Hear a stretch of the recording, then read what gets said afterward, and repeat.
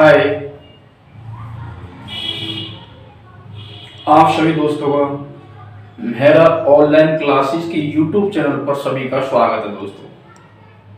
तो मुझे उम्मीद है कि आज एक नया सब्जेक्ट हम चालू करने वाले हैं और आपको बता दिया गया कि इससे पहले वाली वीडियो में कि जो प्लेटफॉर्म है बुक वॉल्यूम नंबर सेकंड उसको हम प्रत्येक दिन रीजनिंग और मैथ के क्वेश्चन प्रत्येक करवाएंगे।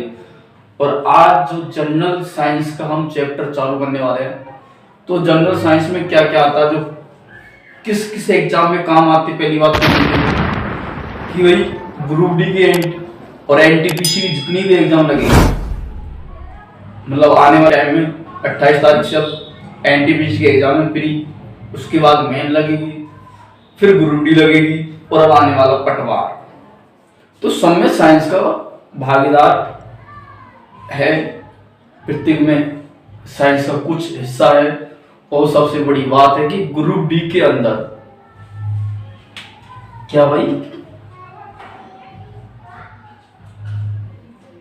ग्रुप डी के अंदर भाई साइंस के कितने आएंगे? 30 क्वेश्चन आएंगे भाई। ग्रुप डी के लिए साइंस के 3 क्वेश्चन आएंगे जो बहुत महत्वपूर्ण है, एक एक क्वेश्चन कीमती होता भाई। तो दोस्तों मैं चालू करता हूं भाई जनरल साइंस। तो जनरल साइंस में सबसे पहले हम जो चर्चा करेंगे वो क्या भाई कि तो जनरल साइंस में हम स्टार्ट करने वाले भाई क्या, फिजिक्स, क्या कहता है भौतिक विज्ञान। सबसे पहले मैं बताऊं भाई जनरल साइंस में कितने पार्ट होते हैं। भाई ये विज्ञान होती है,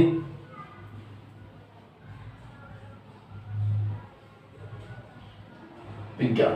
तो भाई विज्ञान के 3 पार्ट होते हैं भाई, केमिस्ट्री, फिजिक्स और बायो, जो अक्सर एग्जाम के अंदर आते हैं। एक पार्ट हो गया भाई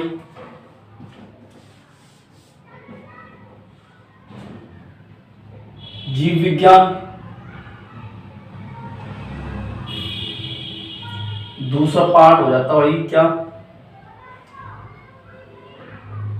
भौतिक विज्ञान,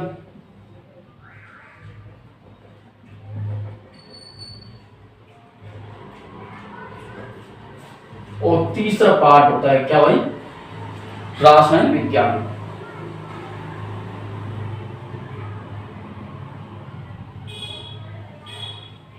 रासायन विज्ञान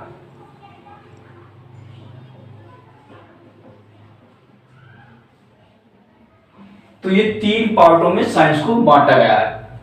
इसको हम बायोलॉजी बोलते, फिजिक्स बोलते, केमिस्ट्री बोलते। रासायन विज्ञान जो केमिस्ट्री किया जाता है, केमिकल होते हैं भाई। इसके आगे जाके और पार्ट हो जाते हैं, लेकिन अपन को तीनों से मतलब है। तो तीनों के अंदर में जो चैप्टर चालू करने वाला हूं वो चैप्टर भाई, जो सब्जेक्ट अपना वो फिजिक्स वाला पार्ट अपन स्टार्ट कर रहे हैं। तो ये फिजिक्स वाला पार्ट स्टार्ट करेंगे अपन, बहुत अच्छी तरीके से पढ़ाएंगे दोस्तों। तो दोस्तों आप सभी से रिक्वेस्ट है चैनल को सब्सक्राइब कर ले, क्योंकि ये ग्रुप डी, एनटीपीसी और पटवार के लिए जनरल साइंस, किसके लिए भाई, ग्रुप डी, एनटीपीसी और भाई क्या, पटवार, तीनों के लिए भाई। इसका पटवार में, ग्रुप डी में, एनटीपीसी में साइंस का हेम रोल होने वाला भाई। जब विशेषकर ग्रुप डी में तो 30 क्वेश्चन आएंगे दोस्तों, ठीक है। तो उसका हम फिजिक्स वाला पार्ट उठा लेते हैं। तो फिजिक्स की शुरुआत कैसे हुई ये भी बताना जरूरी है। फिजिक्स क्या होती है अपन भाई, जो फिजिक्स होती है इसका जनक क्या होता है, क्योंकि अपने पास में टाइम नहीं इतना कि पूरी डिटेल से पढ़ेंगे। अपन को जो क्वेश्चन पुटअप होते हैं उन बातों को अपन को पढ़ना है। तो सबसे पहले फिजिक्स का जनक की बात करते हैं। इसका जनक का नाम क्या है? तो सर आइजैक न्यूटन नाम है उसका। क्या भाई? Sir Isaac Newton. Isaac Newton इसके जनक किसके भाई? फिजिक्स के। फिजिक्स के जनक कहे जाते भाई। अब एग्जाम के अंदर क्वेश्चन आ जाता है कि भौतिक विज्ञान का जनक किसे कहा जाता है, तो क्या हो भाई? सर आइजैक न्यूटन अपना आंसर हो जाएगा। उसके बाद अपन भाई बात करते हुए यहाँ पे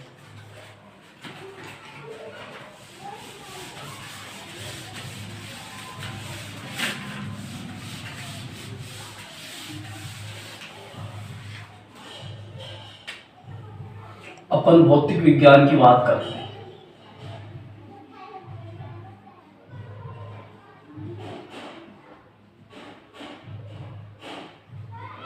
इसका जनक बताया मैंने भाई। जनक कौन है इसका? सर आइजैक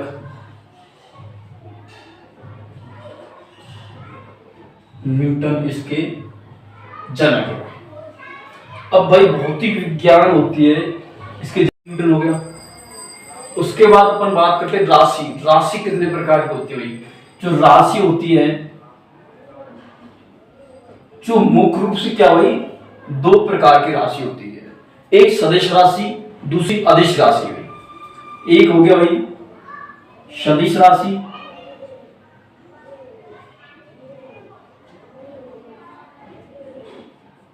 सदिश राशि। दूसरा हो गया भाई अदिश। अदिश राशि का मतलब ए आ रहा, मतलब दिशा और परिमाण में से एक चीज होगी। तो इसमें क्या है, केवल परिमाण की आवश्यकता होती है, केवल परिमाण। इसमें केवल परिमाण की आवश्यकता होती है। इसमें क्या भाई, परिमाण के साथ साथ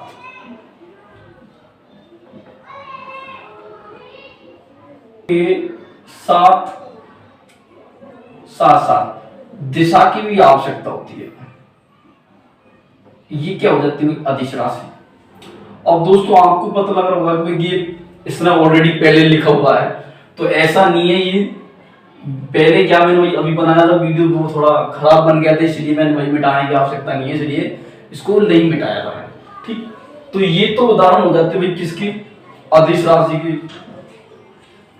ये हो जाती है सदिश राशि की। कार्य, ताप, शक्ति, ऊष्मा, समय, दूरी, द्रव्यमान, दाब, विद्युत धारा, क्षेत्रफल, आवेश, चाल, ये सब अदिश राशि के उदाहरण दोस्तों। उसके बाद सदिश राशि, बल, भार, वेग, विस्थापन, त्वरण, चुंबकीय क्षेत्रफल और संवेग, ये सभी सदिश राशियों का उदाहरण कहलाते हैं दोस्तों। उदाहरण है। एग्जाम के अंदर ग्रुप डी में बहुत काफी क्वेश्चन पूछे गए हैं कि सदिश राशि और अदिश राशि में समानता क्या है, दोनों की परिभाषा बताइए, उदाहरण बताइए। मतलब ऐसे क्वेश्चन बहुत पूछे थे। तो दोस्तों अब हम बात करते हुए इनके बारे में, कार्य क्या होता है, ताप क्या होता है, ऊष्मा क्या होती है, ऊर्जा क्या होती है, इनके बारे में हम चर्चा करते हैं दोस्तों।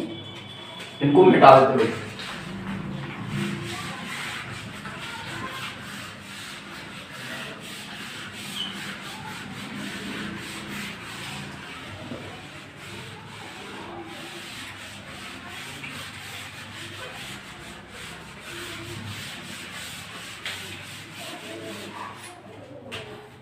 तो हम दूरी के बारे में बात करते हैं। दूरी क्या है?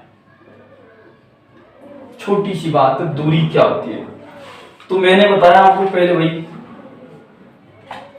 कि दूरी होती है जो भाई किसी वस्तु द्वारा तय की गई दूरी। भाई कोई वस्तु एक स्थान से दूसरे स्थान तक जाएगी है, तो यहां से यहां तक जाने जो तय की गई दूरी में तय की गई, यहां से यहां तक की जो दूरी है, ये लंबाई, इसको क्या कहते हैं? दूरी कहते हैं भाई। किसी वस्तु द्वारा तय की गई पथ की लंबाई, ये पथ हो गया, और यहां तक जो लंबाई इसकी जो तय की गई है, इसको हम कहते हैं दूरी। अब पूछ ले भाई दूरी का मात्रक क्या होता है? भाई मात्रक पूछे तो भाई दूरी किस में मापी जाती है? मीटर में। दूरी का मात्रक क्या हो जाएगा? मीटर। अब पूछ ले तो ये दूरी किस प्रकार की सदिश राशि है, अदिश राशि है? तो मैंने अभी बताया भाई दूरी एक अदिश राशि हुई, अदिश राशि अभी बताया भाई। ठीक, उसके बाद बात करते हुए जो दूरी हमेशा क्या होती है, धनात्मक होती है, ना कि ऋणात्मक। दूरी हमेशा क्या होती हुई, धनात्मक होती है। दूरी सदैव विस्थापन से अधिक या विस्थापन के बराबर होती है। दूरी हमेशा विस्थापन के अधिक या फिर बराबर होगी भाई, ये होते हैं। समय को मापने की सबसे छोटी इकाई क्या होती है भाई? किसी वाहन के द्वारा तय की गई दूरी को किस में नापते भाई? ओडोमीटर। वाहन के द्वारा, वाहन के द्वारा तय की गई दूरी किसके द्वारा मापी जाती है भाई? ओडोमीटर के द्वारा। ओडोमीटर, इसके द्वारा इसको मापी जाते हैं। ठीक है, ये आ गया। अब बात करते हैं विस्थापन की भाई, कि विस्थापन क्या है। विस्थापन का मतलब बड़ाई शब्द से पता लग रहा भाई। विस्थापन, विस्थापन मतलब एक स्थान से दो कोई बिंदु खींचते भाई, दो बिंदु से मिलने वाली एक सीधी रेखा। भाई देखो भाई, दो बिंदु हो गए ये भाई, दो बिंदुओं को मिलाने वाली सीधी रेखा, दो बिंदुओं को मिलाने वाली सीधी रेखा मतलब विस्थापन का मतलब होता है कि एक स्थान से दूसरे स्थान पर चलना। जो यहां से यहां तक गया है, विस्थापन क्या है, इसको बोलते हैं विस्थापन। अब बात करते हैं विस्थापन को किसकी मात्रा क्या है भाई? तो विस्थापन का मात्रक क्या होगा भाई? मीटर ही होगा। विस्थापन का मात्रक मीटर होता है। ये राशि किस प्रकार की होती है? विस्थापन मैंने यहां बताया कि ये राशि सदिश प्रकार की होती है, सदिश राशि होती है, सदिश राशि होती है। उसके बाद भाई ये विस्थापन हमेशा धनात्मक, ऋणात्मक, शून्य,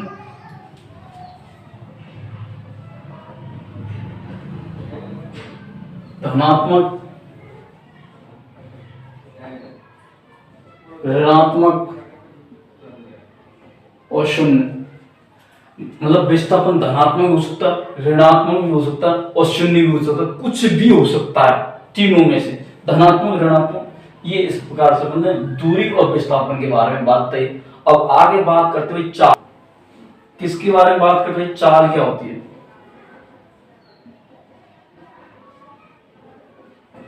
चाल क्या होती है? एकांक समय में तय की गई दूरी। भाई यहां से कोई आदमी यहां जा रहा तो एकांक समय में तय की गई दूरी, मतलब यहां से यहां जाने में जो टाइम लगता है, एकांक समय में तय की गई दूरी। तो भाई देखो दूरी क्या होती है, मैंने बताया दूरी का मात्रा क्या था? मीटर होता है। तो भाई चाल बराबर क्या हो गया? दूरी बटे समय। चाल बराबर गया दूरी बटे समय। दूरी का मात्रा क्या भाई? मीटर है। समय का मात्रा क्या भाई? सेकंड है। अब भाई अपन निकालते बीमा, चाल की बीमा निकालते भाई, बीमा। तो बीमा कैसे निकाले भाई? जो मीटर होता भाई लंबाई में, तो एल हो गया एक बार है, और टी हो गया भाई क्या? एक बार। टी समय, तो बीमा क्या निकलेगी भाई? एन एल टी माइनस, क्योंकि कोई संख्या नीचे से ऊपर ले जाते तो वो माइनस में हो जाती है, तो ये बीमा निकलेगा भाई चार की बीमा क्या निकलेगी? M zero L one T minus one. ये अपनी भाई क्या निकली? चाल की बीमा निकली। और दोस्तों आगे बताते हैं आपको। देखो दोस्तों अब बात करते हैं आगे। चाल के बाद आ गया वेग, जिसे अपन कहते हैं विस्कोसिटी। क्या कहते हैं भाई? विस्कोसिटी कहते हैं भाई, वेग आ गया। तो वेग क्या होता है भाई, एकम समय तय की गई, एकम समय तय किया गया विस्थापन। भाई अपन एक स्थान से दूसरे स्थान पर टाइम लगता है। विस्थापन का मतलब होता है, मैंने विस्थापन का मतलब बताया, विस्थापन का मतलब बताया मैंने आपको अभी थोड़ा जस्ट पहले बताया कि दो बिंदु के एक स्थान से दूसरे स्थान पर सीधी रेखा में मिलते हैं, मतलब वो बात भाई, एक स्थान से दूसरे स्थान विस्थापन कर लिया, मतलब एक्सचेंज कर लेते, वो विस्थापन कहलाता है। तो विस्थापन की अपन परिभाषा तो लिखने की जरूरत ही नहीं, क्योंकि एकांश समय में तय किया गया विस्थापन, तय किया गया विस्थापन। तो अपन क्या करेंगे, वेग बराबर होता है विस्थापन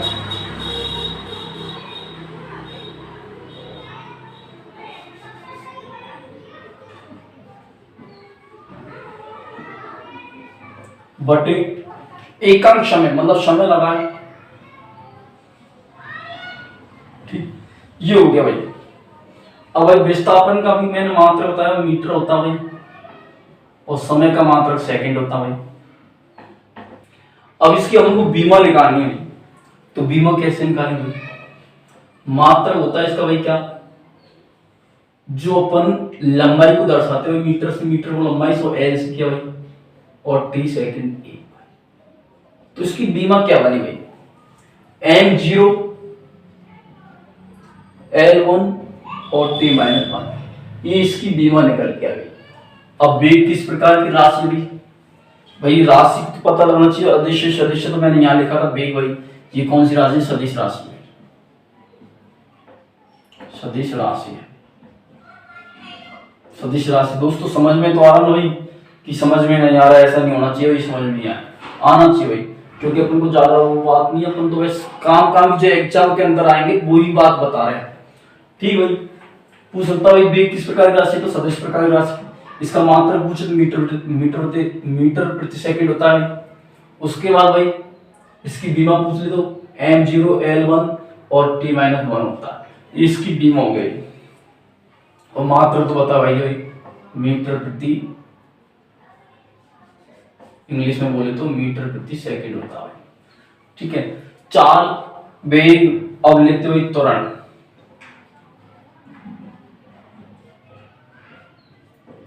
त्वरण क्या भाई, वेग में परिवर्तन की दर, क्या भाई,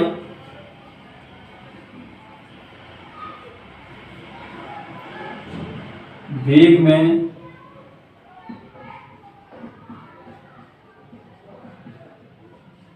परिवर्तन की दर, वेग में परिवर्तन की दर कहलाता भाई क्या, त्वरण कहलाता।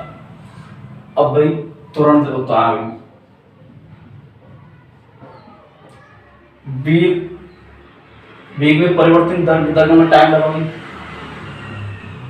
वेग बटे समय।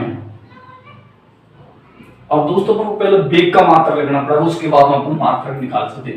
तो वेग का मात्रक अपन ऊपर निकाला भाई, मीटर प्रति सेकंड हो गया भाई, तो ये हो गया m, ये सेकंड, और नीचे भाई क्या, सेकंड मतलब टाइम को, मिनट को सेकंड हो गया भाई, ठीक। तो इसकी बीमा निकालें अपन, तो क्या भाई ये ऊपर चल जाए भाई, तो क्या हो जाएगा भाई, यहाँ पे करते देखिए ये वाला, मीटर बटे सेकंड गुणा 1 बटे सेकंड हो गया भाई, ये हो गया भाई। तो क्या हो गया भाई, मीटर बटे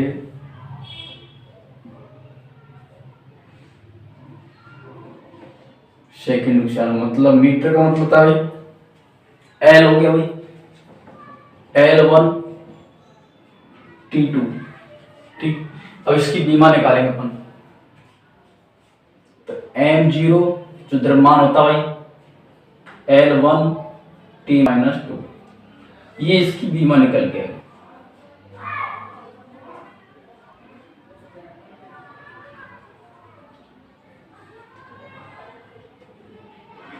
ये इसकी बीमा निकल के इस प्रकार।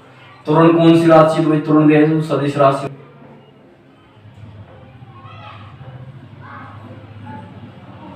यहाँ तक समझ में आ रहा भाई सबके, देखो भाई, और मुझे उम्मीद है कि सबके अच्छी तरह समझ में आया होगा, क्योंकि अपन कुछ भी ऐसा नहीं किया अलग, अपन सब बात को पढ़ चुके पहले से, और पहले से पढ़ चुके तो कोई प्रॉब्लम आनी नहीं चाहिए समझने भाई। अब अपन तुरंत वही किससे दर्शाते, ए से दर्शाते भाई तुरंत। तो वेग में परिवर्तन की दर भाई बी से यू बटे टी, क्योंकि भाई टाइम लग रहा है यहां से यहां तक जाने में, जो वेग में परिवर्तन हुआ है तो भाई टाइम तो लगता है, तो इसलिए अपन ये फॉर्मूला हो गया त्वरण का भाई, कौन सा, त्वरण का। अब मैं बोलूं भाई कि ए बराबर क्या है, तो ए बराबर यहां होगा भाई त्वरण। अब बी बराबर बोलूं तो ये हो गया अंतिम वेग,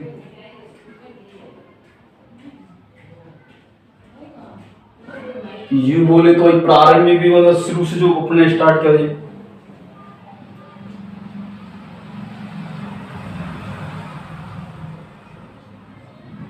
और टी का मतलब आप सभी को पता भाई समय है। ठीक है दोस्तों, ये आज मैंने ये बताया आपको कंप्लीट। आज की क्लास को यहीं समाप्त करते दोस्तों, और मुझे उम्मीद है कि आपको अच्छा लगा होगा, और अच्छा लगा है तो चैनल को लाइक करिए, शेयर करिए, सब्सक्राइब करिए, और ऐसे ही पढ़ते रहिए हमारे यूट्यूब चैनल के। अब आगे वीडियो चाहते हो आप तो सबसे पहले हमारे चैनल को सब्सक्राइब करें, सब्सक्राइब करने के बाद में बेल का घंटी दबा दें, जिससे हम जब भी वीडियो अपलोड जनकते। उसके बाद राशि बताइए। राशि मूल रूप से दोस्तों दो प्रकार की हुआ करती है, एक सदिश राशि, एक अदिश राशि। दो राशि, दोनों राशियों के मैंने बारे में बताया आपको। उसके बाद में वेग बताया, चाल बताया, दूरी बताया, त्वरण बताया, और हम जो अब बात करें वही बल के बारे में बात करेंगे। लेकिन बल से पहले कुछ डिटेल है जो आपको मैं बता देता हूं। देखो भाई कि नाभिक की त्रिज्या होती है वो कितनी होती है,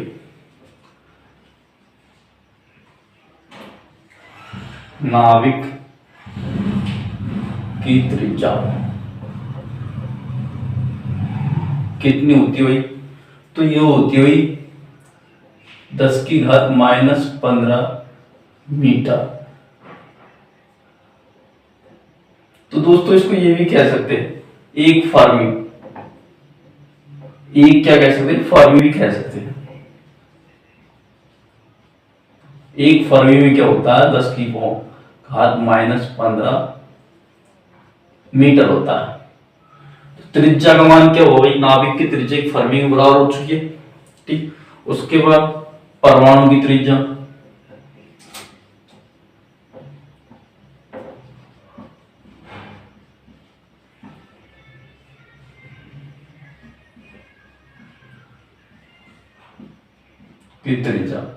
परमाणु की त्रिज्या क्या होती है भाई, 10 की पावर 15, ये होती है 10 की पावर 15 क्या होती है माइनस की नाभिक की त्रिज्या होती है 10 की पावर 10 मीटर होती है भाई, ये त्रिज्या होती है। जो क्या एक एंगस्ट्रम होता है, ये एंगस्ट्रम का चिन्ह है, एक एंगस्ट्रम में भाई 10 की घात -10 मीटर होता है। तो क्या कहेंगे अपन भाई, एक फर्मी बराबर नाभिक की त्रिज्या हो जाएगी, एक एंगस्ट्रम बराबर परमाणु की त्रिज्या हो जाएगी, ये हो जाती है भाई दोस्तों। उसके बाद आजकल परमाणु जो त्रिज्या वो किस में नापी जाती है, परमाणु जो त्रिज्या है वो किस में जाती है, ना मतलब नापी जाती है, तो ये दोस्तों नैनोमीटर में नापी जाती है, नैनो मीटर में, नैनोमीटर में इसको मापा जाता है भाई, मापा जाता है किसको भाई, परमाणु की त्रिज्या को नैनोमीटर में मापा जाता है। ठीक, अब मैं नॉर्मल बताऊं भाई कि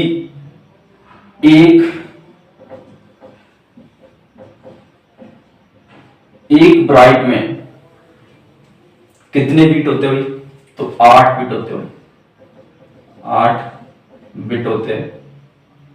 ठीक, उसके बाद बोलूं मैं एक बैरल में, एक बैरल में 169 सॉरी 159 लीटर होता है भाई। उसके बाद एक फेदर में एक फेदम, एक फेदम में भाई 6 फीट होता है। कितना होता है भाई? 6 फीट होता है भाई। एक फेदम में 6 फीट होता है। और एक माइक्रोन में क्या होता है भाई? एक माइक्रोन,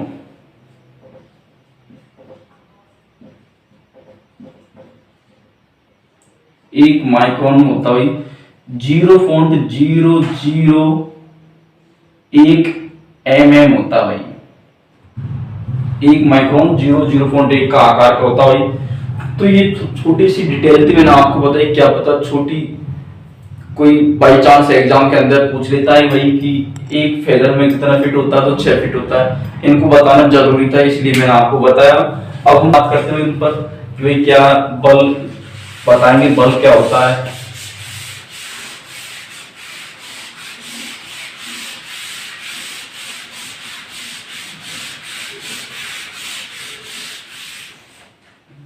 तो बल के बारे में आपको बताया कि पहली बात भाई बल किस प्रकार की राशि है, सदिश या अदिश। तो बल मैंने भाई आपको याद करो उस बात को जो मैंने राशि लिखवाई थी कि सदिश राशि और अदिश राशि क्या होती है। ए आ रहा है अदिश, अदिश में केवल एक चीज होगी, केवल उसमें परिमाण की आवश्यकता होती है। और सदिश राशि जिसमें दोनों चीजों की आवश्यकता होती है दोस्तों। तो मैं बात करता हूं बल के बारे में।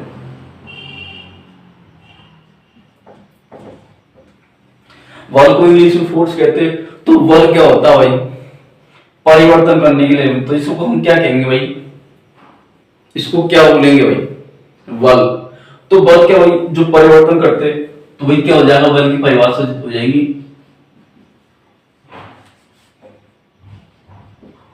द्रव्यमान एवं त्वरण का गुणनफल। द्रव्यमान एवं त्वरण का गुणनफल। ये फोर्स की परिभाषा निकल के आई भाई। फोर्स बराबर क्या होता है? द्रव्यमान गुणा त्वरण का गुणनफल होता है। तो भाई देखो, फोर्स को अपने एफ से दर्शाया, एम हो गया द्रव्यमान, और त्वरण क्या होता है भाई? ए। इस प्रकार से अपन ने इसको किया भाई। अब ये तो निकाल ले भाई इसका मात्र, ये मतलब कि फॉर्मूला निकाल लिया अपन ने। अब पूछ भाई कि बल का एम के एस पद्धति में क्या होता है मात्रक। एम के एस पद्धति में मात्रक क्या होता है? तो देखो भाई, फोर्स जो बल है इसका हम निकालते भाई एम के एस प्रणाली। इसकी जो प्रणाली है तो वो कैसे निकले? एम का मतलब होता है द्रव्यमान, और द्रव्यमान को हम किस में नापते हैं? किलोग्राम में नापते हैं कि किलोमीटर में? तो इसको किलोग्राम में नापते हुए किलोग्राम गुणा त्वरण होता है। त्वरण मैंने अभी बताया इससे पहले भाई कि त्वरण क्या होता है? मीटर प्रति सेकंड अनुसार होता है। मीटर प्रति सेकंड अनुसार होता है त्वरण, मीटर प्रति सेकंड होता है। तो इसकी हम बीमा निकालते भाई। तो एम क्या हो गया भाई?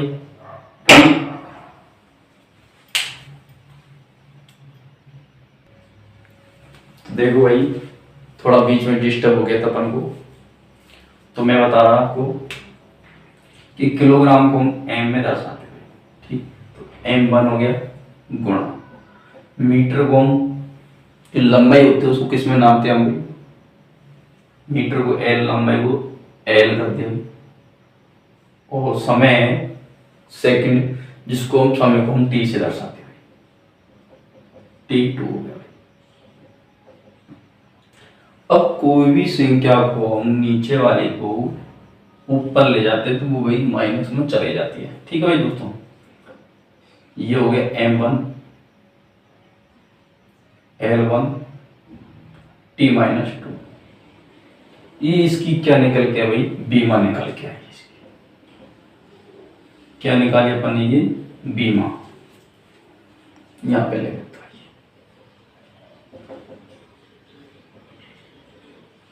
ये इसकी बीमा निकल के आ गई, ठीक है भाई। उसके बाद जो ये मात्रक है भाई, किस प्रकार की राशि है ये? बल। तो ये दोस्तों सदिश राशि है, ये सदिश राशि है भाई। और सदिश राशि क्या होता है मैंने बताया आपको, जिसमें परिमाण के साथ साथ दिशा की भी आवश्यकता होती है भाई, परिमाण के साथ साथ दिशा की भी आवश्यकता होती है। लेकिन भाई ये बल है, बल का ऐसा ही मात्रक क्या होता है?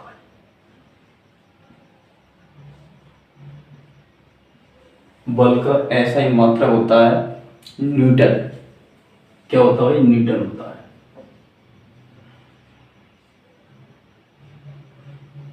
ऐसा ही मात्रक होगा इसका न्यूटन। ठीक, तो एक न्यूटन में कितना होता है भाई? एक न्यूटन बराबर 10⁵ डायन होता है, ये होता है। तो एम के एस पद्धति में इसका क्या मान होता है? ये तो हो गया एम के एस पद्धति, ये सी जी एस पद्धति। क्या हो गया भाई? एम के एस पद्धति और सी जी एस पद्धति।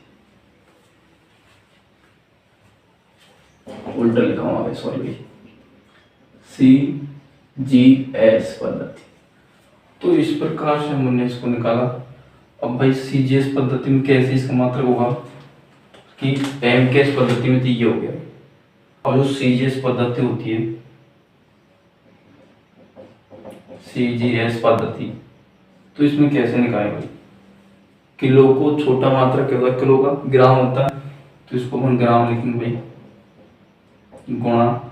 और जो मीटर होता है, मीटर को छोटा, मीटर से छोटा क्या होता है? सेमी होता है भाई, सेमी बटे सेकंड, तो सेकंड में होता भाई। इस प्रकार से अपन को सीजीएस पद्धति। तो देखो दोस्तों, अब हमें क्या हुआ कि बल की परिभाषा मिल गई, फॉर्मूला आ गया, मात्रा निकाल लिया भाई, बल का मात्रक क्या था? न्यूटन होता है।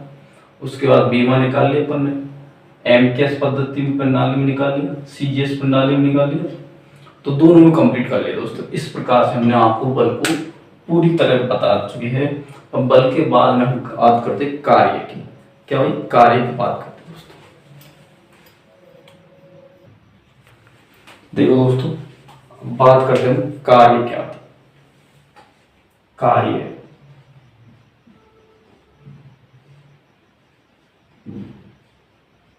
वर्क कहते हैं इंग्लिश में। कार्य की परिभाषा कैसे निकालेंगे?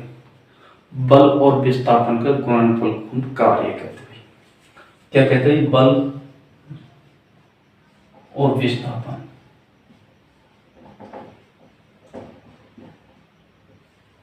के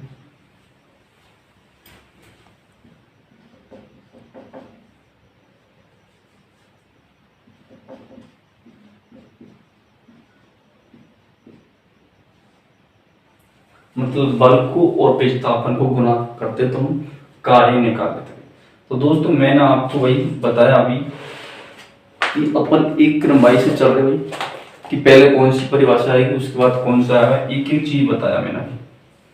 तो देखो भाई, बल जो मैंने अभी जस्ट बताया भाई, कार्य तो हो गया डब्ल्यू, ठीक है। वो बल क्या होता है भाई? एफ होता है फोर्स, तो बल ये भाई गुणा। विस्थापन क्या होता है? मीटर होता है, इसको मैंने भाई मीटर को एम से दर्शाया, ठीक भाई। डब्ल्यू बराबर एम गुणा, सॉरी एफ गुणा मीटर एम। तो भाई एम के इस पद जो पद्धति होती है उसमें वही समांतरिक हो जाए कार्य। पहली बात तो कार्य किस प्रकार की राशि है? कार्य एक अदिश राशि है।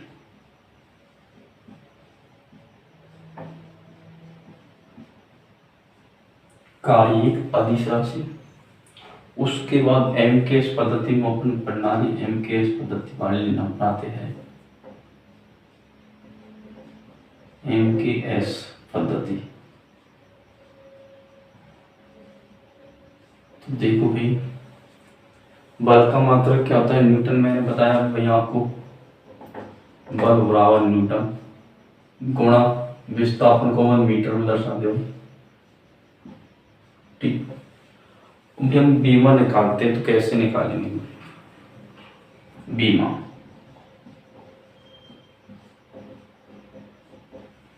तो वही सबसे पहले हम उनको जो न्यूटन है इसकी बीमा क्या होती है, मैंने अभी बताया बल की बीमा क्या होती है। देखो भाई,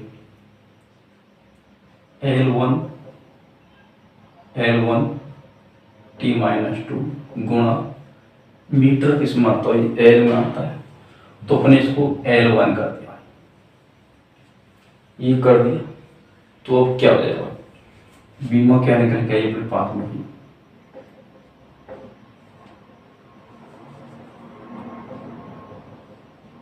M1 इसको गुणा किया तो L2 हो गया माइनस T2, ये अपने पास में बीमा निकल के आई। ये किसकी बीमा भाई? तो कार्य की बीमा निकल के आई है। किसकी? कार्य की। ठीक है, उसके बाद भाई ये एमकेएस पद्धति हो गया। अब भाई सीजीएस पद्धति, सीजीएस प्रणाली में भी बताना अपन को इसका मात्रक कैसे निकालेंगे। तो न्यूटन से छोटा क्या होता है भाई? मैंने बताया डाइन, और मीटर से छोटा होता है सेमी। तो इस प्रकार से हमने इसको निकाला। अब पूछ लेते हैं कार्य का एसआई पद्धति में क्या होता है?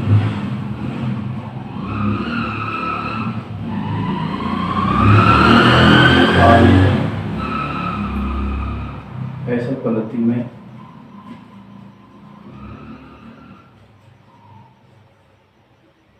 कार्य का एसआई मात्रक क्या होता है भाई? तो वो होता है जूल।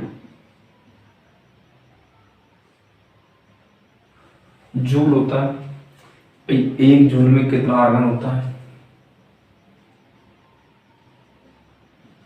एक जूल बराबर 10⁻7 आर।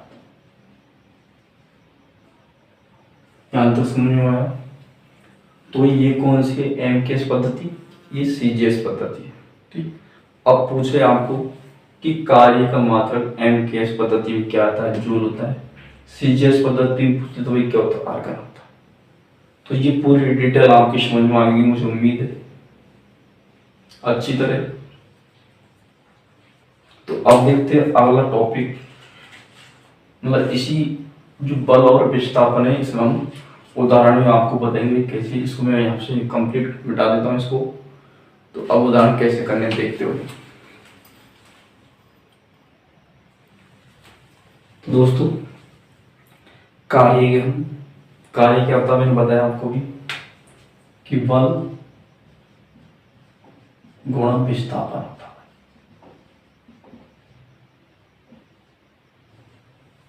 क्या होता है? बल गुणा विस्थापन कार्य कहलाता है भाई। ये अपन को डायरेक्ट आंसर रखना है। तो भाई यदि कोई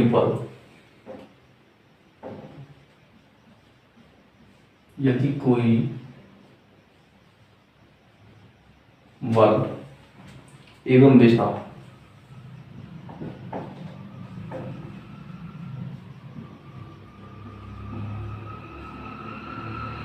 बल और विस्थापन एक ही दिशा में, एक ही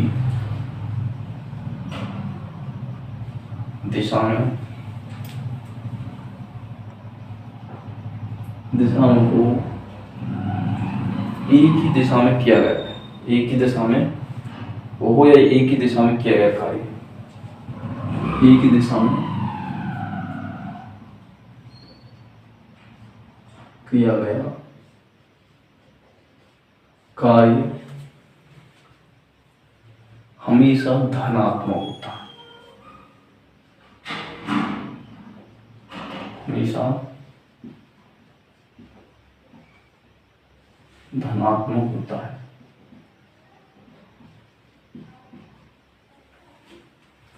यदि कोई बल और कार्य, यदि कोई को हटा देता अपन ऐसे ही कह सकते हैं, यदि बल और विस्थापन एक ही दिशा में कार्य करते हैं तो वो कार्य हमेशा क्या होता है, धनात्मक होता है। जैसे कि मैं बता दूं, घोड़ा द्वारा उदाहरण लिख लेना भाई, उदाहरण को, घोड़ा द्वारा या बैल द्वारा बैलगाड़ी को खींचना। भाई जिस दिशा में बैल जा रहा है उसी दिशा में गाड़ी को खींच रहा है वो, तो क्या हो गया, वो कार्य धनात्मक हो गया। इस प्रकार से अपन को उदाहरण को समझना है। अब सेकंड बात में, बल और विस्थापन अलग अलग दिशा में कार्य कर दिशा में हो तो बल एवं विस्थापन अलग अलग दिशा में हो, अलग अलग दिशा में हो तो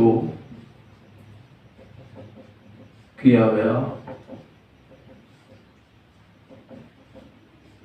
अलग अलग दिशा में हो तो किया गया कार्य ऋणात्मक होता है। किया गया कार्य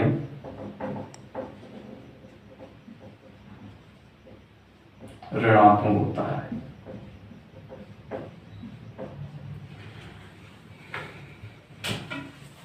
तो किया गया कार्य क्या होता है, ऋणात्मक होता है। कैसे भाई, तो मैं उदाहरण आपको बता देता हूँ, यहाँ पे लिख लेना उसको, मैं बोल के बता दूँ। किसी फरस को खींचने पर, कोई फरस भाई यहाँ पे, इसको खींचने पर फरस पर पड़ी हुई गेंद, अपन फरस को खींचते हैं, जैसे कि ये कोई फरस है, ये 4 फुट का कोई फरस है भाई, यहाँ पे कोई गेंद पड़ी तो अपन इधर से खींचेंगे तो ये गेंद नीचे जाएगी, तो क्या इधर खींचे अपन और गेंद नीचे जा रही है, तो क्या हो रहा है, विपरीत हो रहा है, और विपरीत हो रहा है तो वही क्या हो रहा है, वो ऋणात्मक कार्य हुई। अपने विपरीत होता है ऋणात्मक कार्य रहा। तो इस प्रकार से ये सेकंड उदाहरण को इस प्रकार से समझना है। तो ये देखो, किसी फरस को खींचने पर फरस पर पड़ी हुई गेंद को विपरीत दिशा में लुढ़कना, क्योंकि अपन जहाँ गेंद है तो ये इधर से खींचे तो ये विपरीत दिशा में लुढ़क जाएगी। तो इस प्रकार से आपको समझाया दोस्तों, ठीक है। बताते हैं तीसरा उदाहरण,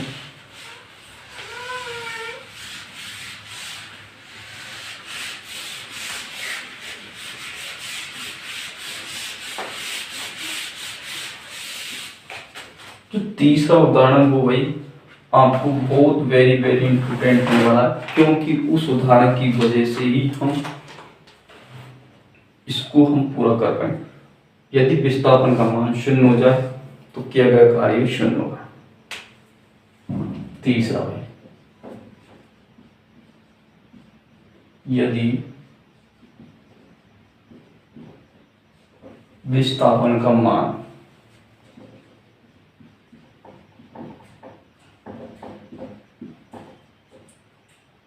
विस्थापन का मान 0 हो तो कार्य भी 0 होता है। कार्य भी 0 होता है। तो इसलिए कौन सा उदाहरण समझाया, देखो कि किसी व्यक्ति द्वारा दीवार पर धक्का देना तो ऐसा पर होना। अपन को ये दीवार बनाई हुई पक्की दीवार हुई, ठीक, तो इसको खिसकाने की कोशिश करती दम के बारे में बताइए भाई, शक्ति क्या होता है भाई।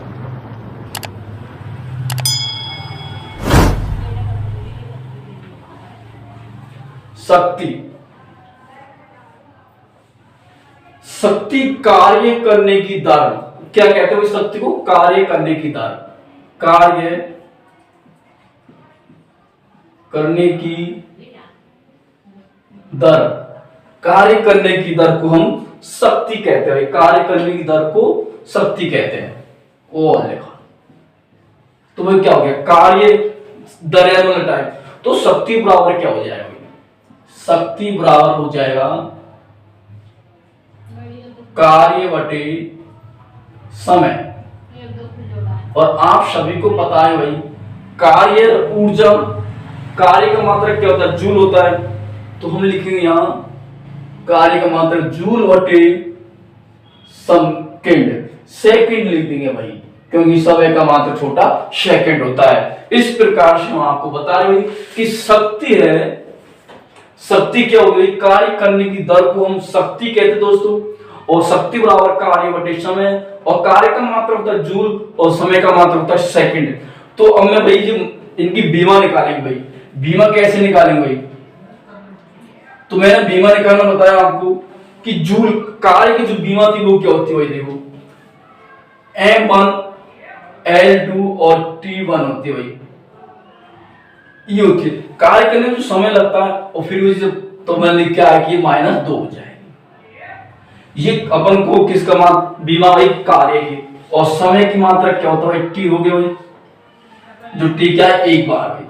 फिर अपन ने क्या किया, इसको काटा तो क्या निकल गया भाई, किसकी बीमा, शक्ति की बीमा। M1 L2 और ये -1, एक से एक गया, कोई एक बच गया, इसलिए एक आ गया। ये किसकी बीमा निकल के आएगा, इसकी। या फिर सॉरी, कटेगा नहीं है भाई, क्योंकि ये वही ऊपर जाएगा तो माइनस में जाएगा, कटेगा नहीं है, सॉरी भाई, इसके लिए काटेंगे नहीं, क्योंकि अपन टीम माइनस तो ऊपर जाएगा तो ये 3 हो जाएगा, सॉरी,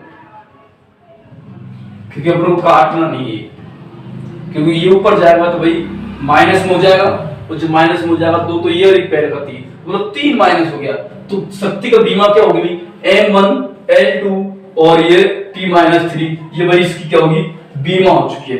अब मैं पूछूं कि शक्ति का मात्रक क्या होता है SI प्रणाली में, SI प्रणाली में, SI प्रणाली में भाई, तो SI प्रणाली में क्या होता है, शक्ति का मात्रक वाट होता है भाई, क्या होता है भाई, वाट। अब पूछ रहे भाई कि एक यह शक्ति में, एक यह शक्ति बराबर क्या होता है, 746 वाट होते भाई। कितने होते भाई, 746 वाट होते भाई, ठीक। उसके बाद में पूछ लिया एक और शक्ति में कितने, मतलब एक तो होता है ब्रिटिश मात्रक में, और ये अपन को याद रखना भाई, सबसे बेस्ट ये याद रखना। उसके बाद 1 किलो वाट में भी, 1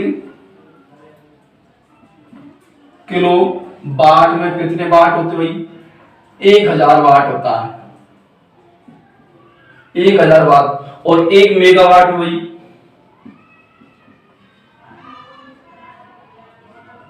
1 मेगावाट में कितना वाट होता है, तो भाई देखो 10⁶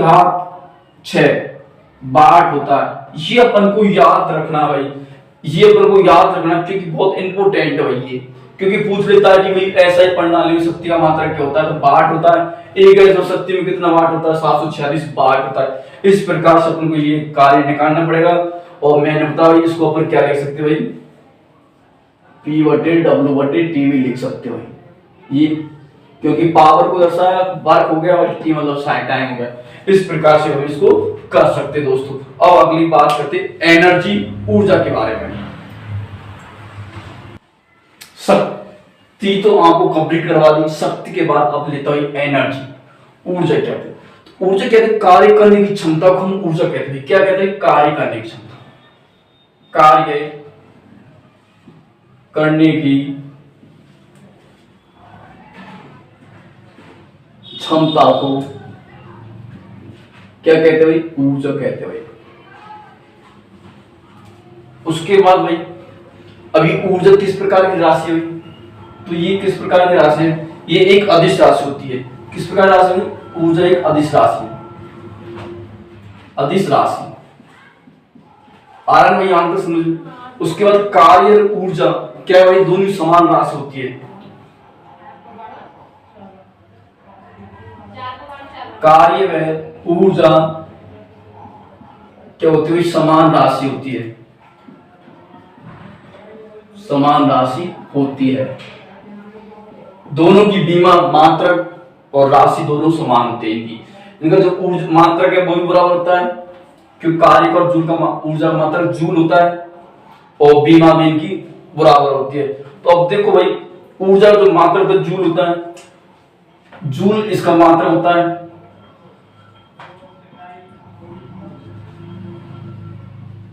मात्रक जूल। उसके बाद एक जूल में कितना आयन होता है, तो एक जूल बराबर होता है 10⁻7 आयन। तो इस प्रकार से अपन ने इसको निकाला भाई। अब पूछे ऊर्जा का नाभिकीय इलेक्ट्रॉन बांट कितना था। ऊर्जा का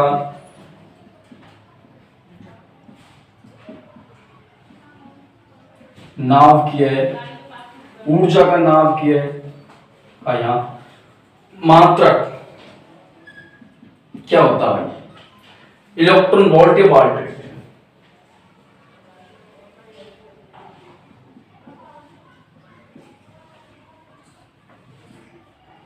इलेक्ट्रॉन वोल्ट होता है। तो भाई ये एक, इसको हम ऐसे भी लिख सकते हो इलेक्ट्रॉन वोल्ट। तो एक इलेक्ट्रॉन वोल्ट में कितना भाई जूल होता है, तो ये होता है भाई 1.6 10 की घात माइनस नहीं आएगा भाई 19 होता भाई, माइनस सॉरी माइनस जूल होता भाई, ये होता भाई। ठीक, इस प्रकार से मैंने याद किया। और उसके बाद मैंने बताया शक्ति के बारे में। जो शक्ति थी वो क्या होती थी भाई, कार्य बटे समय। तो इसको भी क्या लिख सकते हैं, ऊर्जा बटे समय लिख सकते हैं, ऊर्जा बटे समय ऐसे लिख देंगे भाई।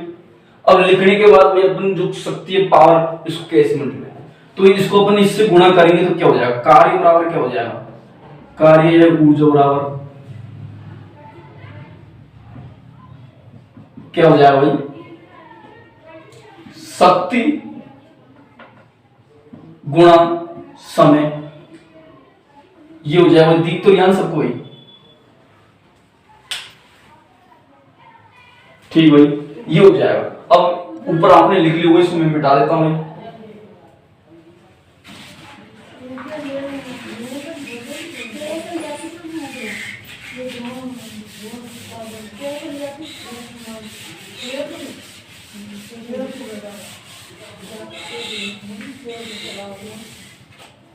ये लिखा आपने। ठीक, इसको क्या करेंगे, शक्ति का मतलब होता है बाट, तो कार्य लिखा अपन ने बराबर शक्ति बड़े समय, ये हो जाता है। इसको हम यहां से मिटा देंगे। कार्य का मात्रक सबको पता है जूल होता है, तो यहां लिखा मैंने 1 जूल बराबर शक्ति का मात्रक क्या होता है भाई, वाट होता है, तो मैंने यहां वाट लिखा 1 वाट। और समय का मात्रक सबको पता भाई 1 सेकंड लिख दिया मैंने। ठीक, तो जूल होता भाई, ये क्या होता है 3600 जूल कर देंगे, क्योंकि अभी बताया मैंने आपको बराबर 1 वाट गुणा 1 घंटा भाई, ये कर देंगे। तो ये 3600 चलता रहेगा भाई जूल। तो 1 वाट क्या होता है, हम एक वाट जगह 1 किलो वाट कर सकते हैं, 1 किलो वाट। अब क्या करेंगे, प्लस 1 घंटा, तो क्या करेंगे भाई, इसको इधर 3600 तो है ही भाई, गुणा 1 किलो वाट का मतलब 1 किलो वाट 1000 से गुणा करेंगे भाई, टाइम घंटा ले रहा, तो वही क्या हो जाएगा भाई 36 मतलब ऐसे किया गुणा 1 किलो वाट को इधर किया वही घंटे, ये आगे समझ भाई। अब 1 किलो वाट बराबर यहां पर आ जाए भाई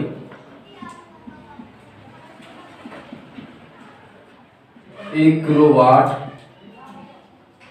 घंटा, 1 किलो वाट घंटा बराबर क्या है, तो इसको कैसे करेंगे, 3600 यही है,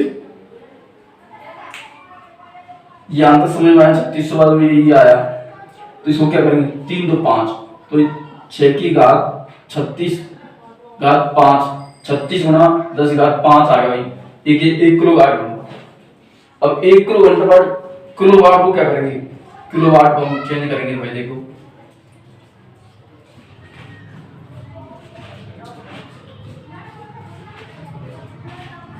ठीक किया है, तो इसको भी अब क्या करेंगे भाई, 6 की घात 10 सॉरी 3:6 10 की घात 6 करेंगे, क्योंकि एक पॉइंट लगा देते यहाँ हो गया, ये आ गया ना। तो ये क्या आया भाई, जूल आया भाई, ये जूल बराबर 1 किलोवाट। तो यूनिट, एक यूनिट बराबर, अब एक यूनिट बराबर क्या होता है, एक यूनिट बराबर है 1 किलोवाट घंटा होता है। तो क्या निकलेगा भाई, एक यूनिट बराबर हो गया भाई वाट गुणा घंटा बटे 1000। ये हो गया भाई। तो फिर क्या, यूनिट की अपन कोई मात्रा निकाल भाई, तो यूनिट बराबर क्या आ जाएगा भाई, निकालेंगे तो भाई क्या आएगा, वाट आ गया, ये घंटा आ गया भाई, और उसके बाद उपकरण और दिन, कितना उपकरण चल रहा है गुणा दिन ओवर टी भाई 100।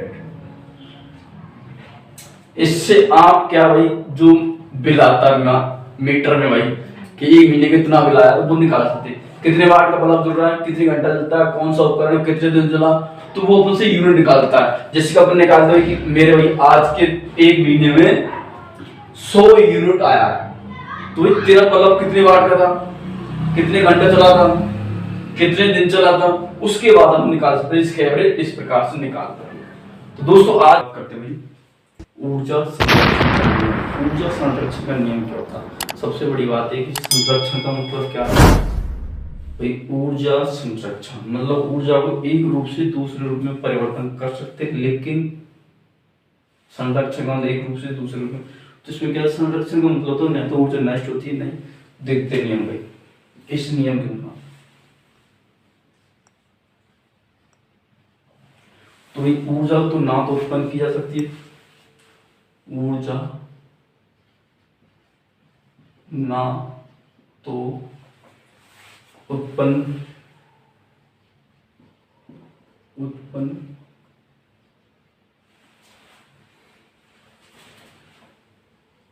की जाती है और ना ही इसको ना तो उत्पन्न किया जा सकता और ना ही नष्ट किया जा सकता, ना ही नष्ट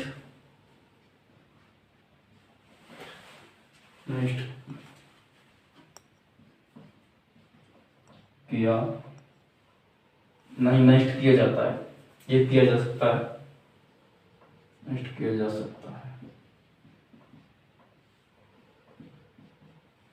किया जा सकता है, किया जा सकते हैं, किया ना ही नष्ट किया जा सकता है और ना ही ऊर्जा ना तो उत्पन्न की जा सकती है, ना ही इसको नष्ट किया जा सकता, लेकिन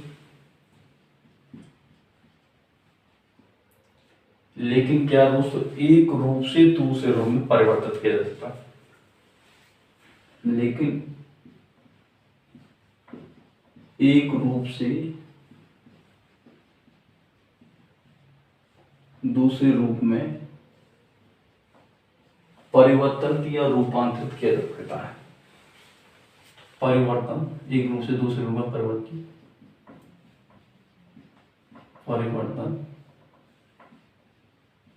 किया जा सकता है।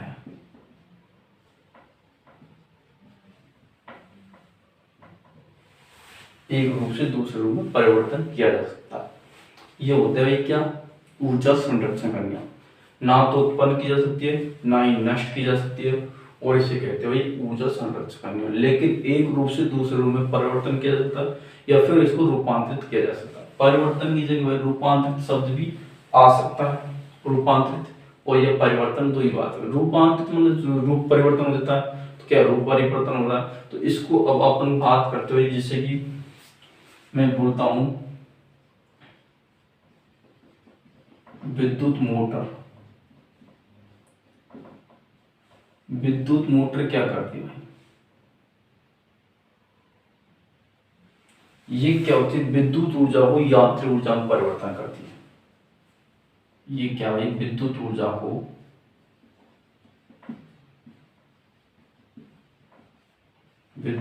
किस में परिवर्तन करती है, ये यांत्रिक ऊर्जा। इसको चिन्ह को ऐसे भी को यांत्रिक ऊर्जा।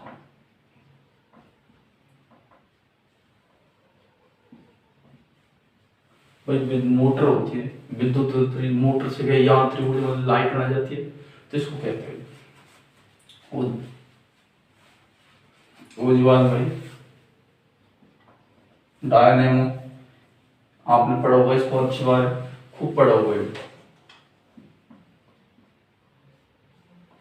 या फिर इसकी जगह अपन ये भी कह सकते हैं विद्युत चनित्र।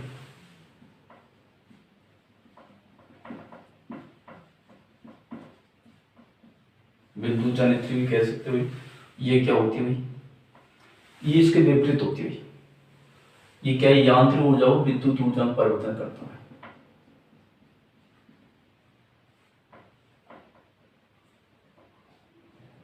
यांत्रिक ऊर्जा को विद्युत ऊर्जा।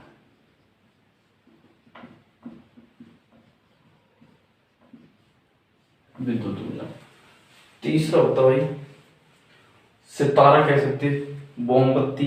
मोमबत्ती के प्रकाश ऊर्जा में परिवर्तित करती हुई रासायनिक ऊर्जा को अपन लेते सितार।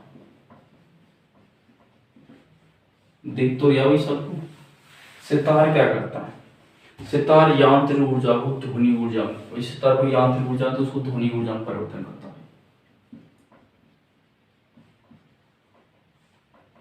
यांत्रिक ऊर्जा को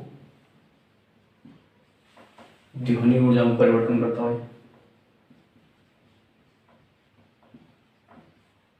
ठीक, उसके बाद अपन लेते भाई मोमबत्ती।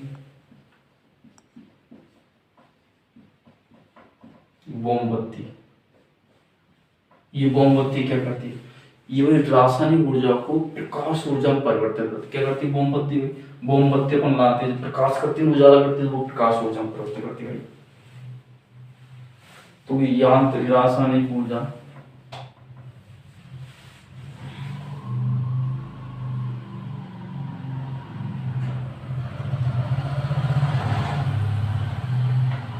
रासायनिक ऊर्जा को भाई क्या करती है, प्रकाश ऊर्जा में। देख तो सबको याद है वही अंत तक। ठीक, इसके बाद लेते विद्युत बल्ब।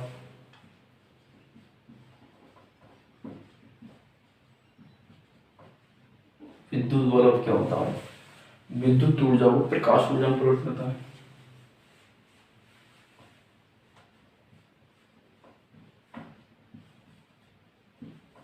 विद्युत ऊर्जा को प्रकाश ऊर्जा में परिवर्तित करता है। तो ये अपने वही 5 लिखवाए, और भी लिखवाएंगे, देखते आगे। जब भी मिटा देते इसको, देखो ऊपर का वो ऊर्जा संरक्षण वाला नियम मिटा दिया, तो अभी लिखे बाकी जो बच रहा है उसी को लिख पाएंगे अपन। तो ये कौन सा लाउड स्पीकर होता है, जो लाउड स्पीकर होता है वो क्या करता है, ये क्या है, विद्युत ऊर्जा को ध्वनि ऊर्जा में बदलता है। विद्युत ऊर्जा को ध्वनि ऊर्जा में कौन बदलता है, ये सितारा होता है, यांत्रिक ऊर्जा में बदलता। तो क्या करेंगे भाई, चलो इसको हटाओ, विद्युत सेल की बात करते हैं। विद्युत सेल, तो विद्युत सेल क्या होता है, जो प्रकाश ऊर्जा होती है उसको यांत्रिक ऊर्जा में परिवर्तित करता है। तो इसमें करता है सेल होता है, सौर सेल, एक विद्युत सेल, दोनों सेल अलग अलग होते हुए। अपन विद्युत सेल की बात करें, विद्युत सेल के रासायनिक ऊर्जा को विद्युत ऊर्जा में चेंज करता है। विद्युत सेल रासायनिक ऊर्जा को वही विद्युत ऊर्जा।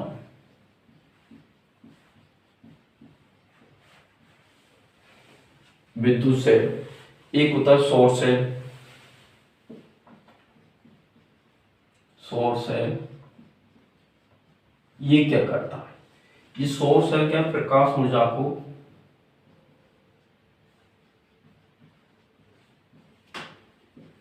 विद्युत ऊर्जा में चेंज करता है। विद्युत ऊर्जा में चेंज। उसके बाद पेड़ पौधे होते हुए ये क्या करते हैं? पेड़ पौधे क्या करते हैं भाई? ये वही प्रकाश ऊर्जा होती है उसको रासायनिक ऊर्जा में परिवर्तन करते हुए। प्रकाश ऊर्जा को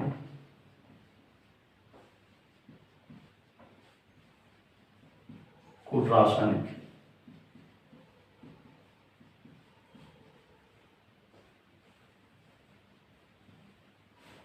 ऊर्जा में परिवर्तित करते। तो भाई ये बताया मैंने। अब उसके बाद करते माइक्रोफोन।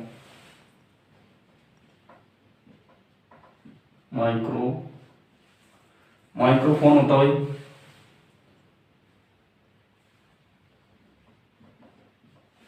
माइक्रोफोन होता है वो ध्वनि ऊर्जा को विद्युत ऊर्जा में परिवर्तन करता है।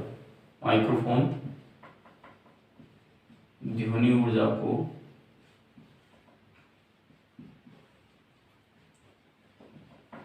विद्युत ऊर्जा ध्वनि ऊर्जा को विद्युत ऊर्जा में परिवर्तन। अब एक बचे हुए लाउड स्पीकर क्या होता है? जो लाउड स्पीकर होता है वो क्या करता है? लाउड स्पीकर विद्युत ऊर्जा को ध्वनि ऊर्जा में परिवर्तन करता है। जब तो डीजे बजता है विद्युत ऊर्जा को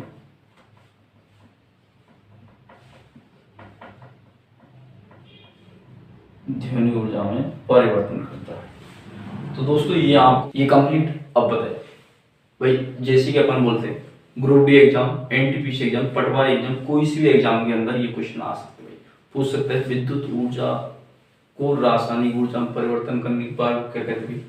विद्युत ऊर्जा को रासायनिक ऊर्जा में। या पूछ सकते भाई विद्युत ऊर्जा को यांत्रिक ऊर्जा में कौन परिवर्तन करता है? तो मोटर करती है। मोमबत्ती क्या करती है? रासायनिक ऊर्जा को प्रकाश ऊर्जा में परिवर्तन करती है। दोस्तों आज के ये क्लास मुझे उम्मीद है कि सबको अच्छी तरह समझ में आई होगी। और इसी आगे वीडियो और चाहते तो हम ऊर्जा की बात करेंगे। किसकी दोस्तों? ऊर्जा की। ये ऊर्जा है। ऊर्जा क्या होती है? ऊर्जा और कार्य का मात्रक, राशि, विमान सब क्या है? समान होती है दोस्तों। ऊर्जा मुख्य रूप से वही कितने प्रकार की होती है? ये ऊर्जा भाई एक होती है गतिज ऊर्जा। कौन सी भाई? गतिज ऊर्जा।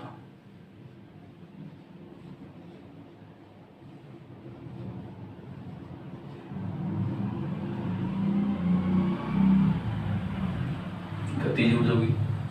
दूसरी होती है भाई स्थितिज ऊर्जा।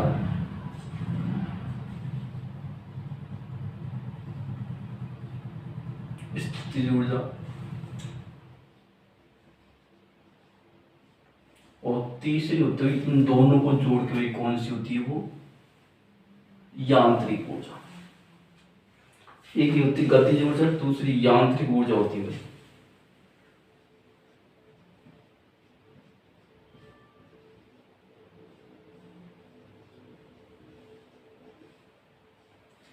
ये तीन प्रकार की ऊर्जा होती है, गतिज ऊर्जा, स्थित ऊर्जा, यांत्रिक ऊर्जा। हम तीनों के बारे में विस्तार से चर्चा करते हैं दोस्तों।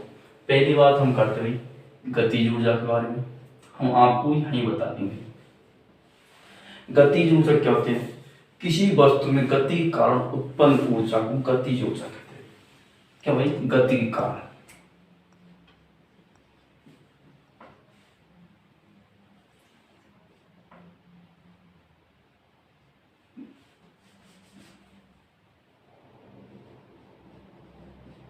गति के कारण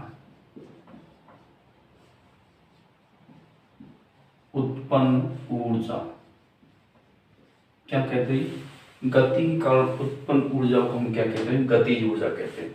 जैसे कि उदाहरण इसका भाई क्या होता है? गति के कारण उत्पन्न होती ऊर्जा को गतिज ऊर्जा कहते हैं। जैसे गति में दौड़ता हुआ बालक, भाई दौड़ता हुआ चलता हुआ, तो पहला बार तो चलता हुआ क्या भाई? पंखा। जो गति करता है उसमें गतिज ऊर्जा होती है, पंखा। उसके बाद अगला उदाहरण देता है, दौड़ता हुआ बालक, दौड़ता हुआ बालक। तीसरा, बहता हुआ पानी। ये क्या भाई? सब गतिज ऊर्जा है। उसके बाद नाचता हुआ लट्टू, चलती हुई ट्रेन, ये गतिज। और इसका जो फार्मूला बनता है वो भी क्या बनी हुई? इसका जो फार्मूला होगा वही गतिज ऊर्जा का।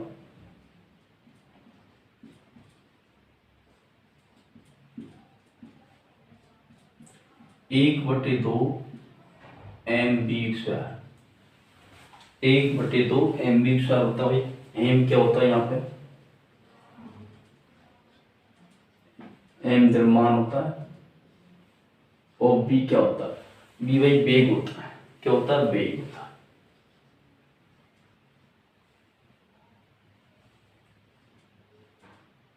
बी वेग होता है।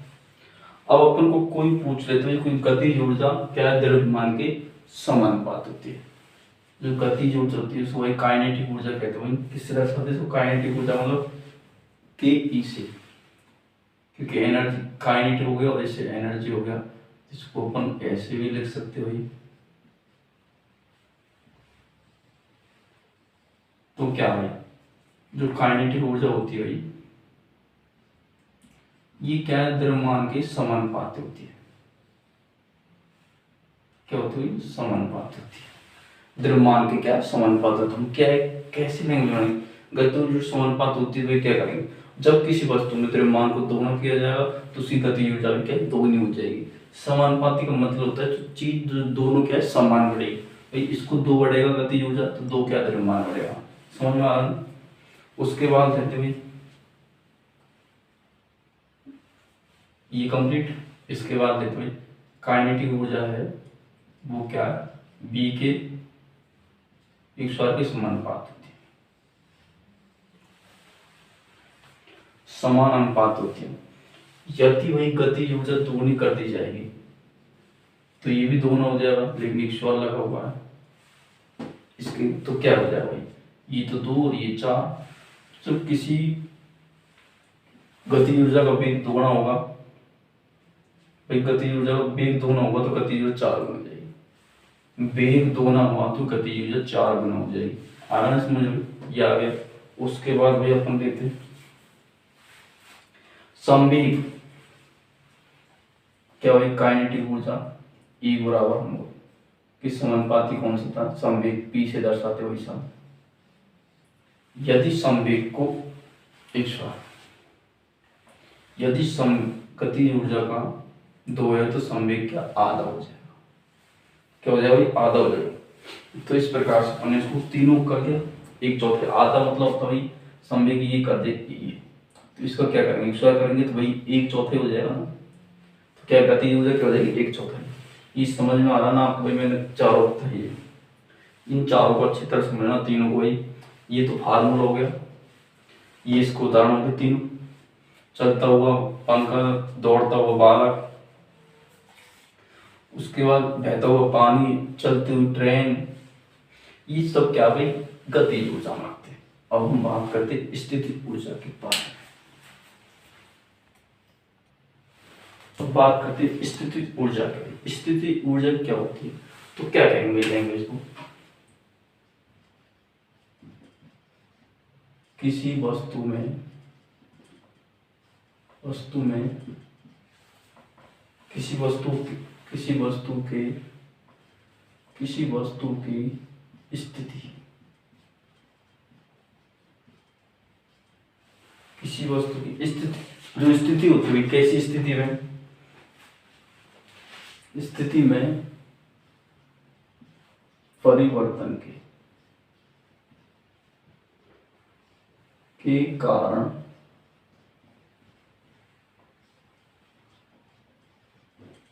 उत्पन्न ऊर्जा क्या कहलाती है, गतिज ऊर्जा कहलाती है, स्थिति ऊर्जा कहलाती है। अब इसके उदाहरण कौन कौन से हो जाएंगे, उदाहरण को भी पता होना चाहिए जिसमें स्थिति ऊर्जा स्थिति ऊर्जा का मतलब होता है जो स्थित होता है, जिस छत पर खड़ा वाला, छत पर खड़ा बालक, ये क्या भाई स्थित है, इसमें कोई गति नहीं हो रहा, बांध कर रखा वो बांध का रोका वह पानी, भाई बांध में रखा हुआ पानी, ये खींचा हुआ धनुष,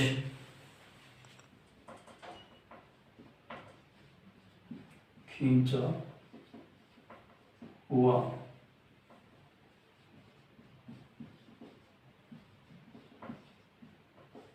हुआ धनुष कह सकते भाई, ठीक है। उसके बाद क्या हो जाए, गिरता पहाड़ों से गिरता हुआ पानी, एक घड़ी में चाबी बन गई,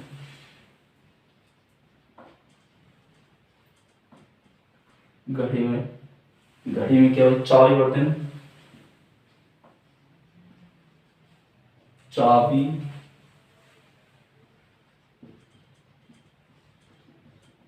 हेतु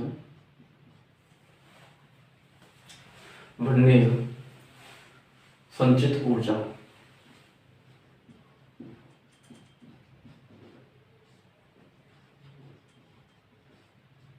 ये क्या भाई इसके उदाहरण हो गए। वो जो सूत्र होता है mgh, ये इसका फार्मूला होता है, इसका गति स्थिति ऊर्जा है, ठीक, ये पता आ रहा स्थिति ऊर्जा का ये फार्मूला होता है। उसके बाद भाई ये तो दूसरे नंबर की थी, और तीसरे नंबर की क्या थी, यांत्रिक ऊर्जा।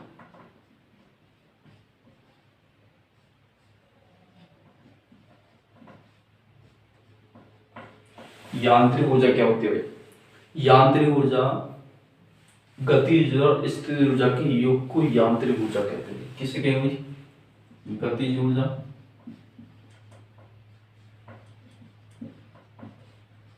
प्लस यांत्रिक ऊर्जा, गतिज ऊर्जा और स्थिति ऊर्जा, स्थितिज स्थिति ऊर्जा का योग, दोनों का योग कहलाते हैं। कौन सी, यांत्रिक ऊर्जा जो गतिज ऊर्जा प्लस स्थिति ऊर्जा का योग कहलाते। अब उदाहरण की बात करते हुए तो उदाहरण नंबर पहले की बात करते, चलती हुई ट्रेन, क्या हो, चलती हुई ट्रेन में, चलती हुई ट्रेन के अंदर या ट्रेन में, ट्रेन के सब अंदर क्या हुई, बैठा हुआ व्यक्ति,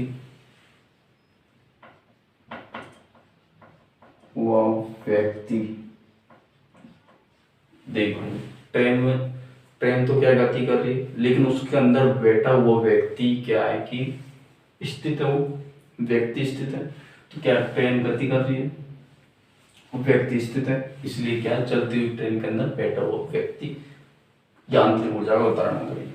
सेकंड नंबर उदाहरण, सेकंड उदाहरण क्या हो जाएगा भाई कि आकाश में उड़ता हुआ पक्षी,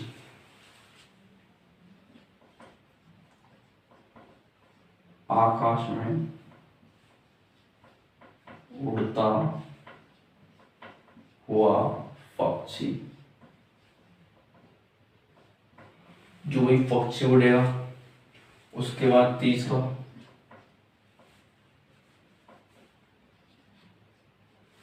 उदाहरण क्या है, घड़ी में संग्रहित ऊर्जा। घड़ी में संग्रहित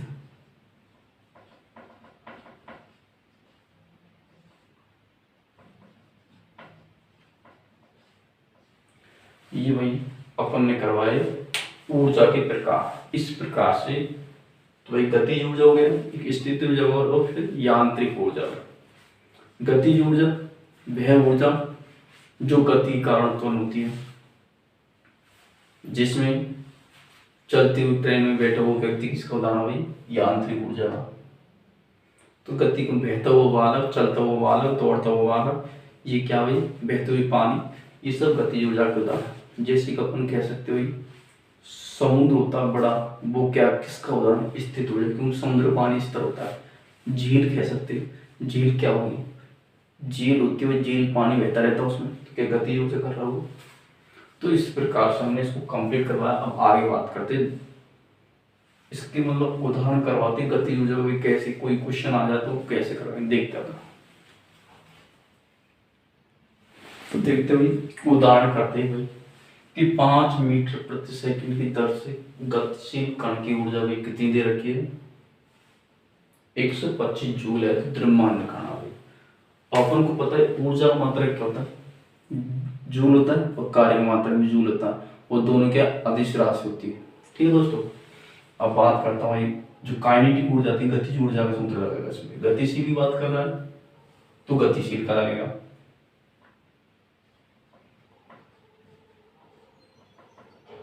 गतिज ऊर्जा। गतिज ऊर्जा का फार्मूला कहता है 1/2 mv/r। ठीक है, ये तो और अपन क्या दर दे रखी, वर्ग दे रखा है, टाइम दे रखा है, तो कैसे करेंगे। गतिज ऊर्जा 125 जूल हो गई बराबर 1/2 एम हमने को पूछा गुणा 5 का 1/r का। ये यहां तक आ रहा ना अच्छी तरह से मुझे, तो क्या हो जाएगा देखो, ये 2 इधर चल जाएगा तो क्या हो जाएगा 125 × 2 बराबर 5 का 25। यहां तक कंप्लीट आ गया। इस 25 का आगे इसमें देंगे तो ये कितनी बढ़ जाएगा 5 बार, तो द्रव्यमान कितना आ जाएगा 10 आएगा नहीं आएगा, और ये चाहिए अपन को, ये अपना आंसर है। इस प्रकार से क्वेश्चन को हल क्लास में भी हम बताएंगे किसी पृष्ठ के एकांक क्षेत्र पर लगने वाला बल, किसी पृष्ठ के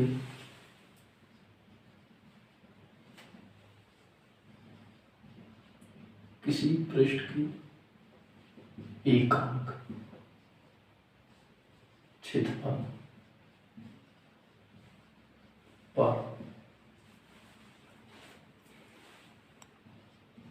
लगने वाला बल।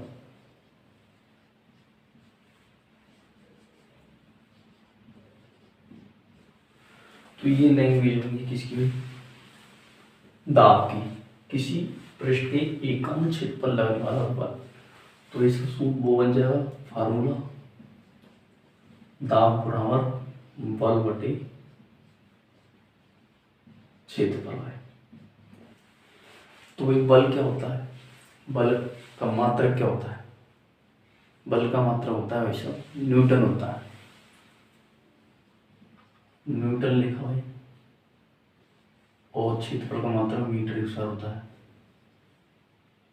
अब अपन की वही दाब की बीमा निकालते हैं, बीमा कैसे निकलेगी, तो बीमा वही सबसे पहले तो अपन को न्यूटन जो बल होता है, बल की बीमा क्या होती है, वो बल की बीमा होने याद होनी चाहिए जब हम उसको कर पाएंगे। तो देखो भाई बल की बीमा होती है m1 L1 माइनस T2 होती है बटे इसके वही L2 कर देंगे। ठीक है, अंतर आ रहा है। तो ये एक ऊपर है तो नीचे ही कट जाएगा, तो बीमा क्या निकल गया भाई अपने, बीमा क्या निकल गया, तो m1 हो गया n माइनस t माइनस 2, ये इसकी बीमा निकल के आ रही। इस प्रकार अपन बीमा निकालते हैं। और उसके बाद किस प्रकार की राशि हुई, दाब है वो राशि हुई सदिश राशि की अदिश राशि। कैसी राशि है, तो ये हुई अदिश राशि।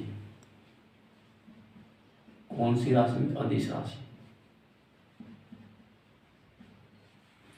अब पूछ ले इसका ऐसा ही प्रणाली में मात्रक,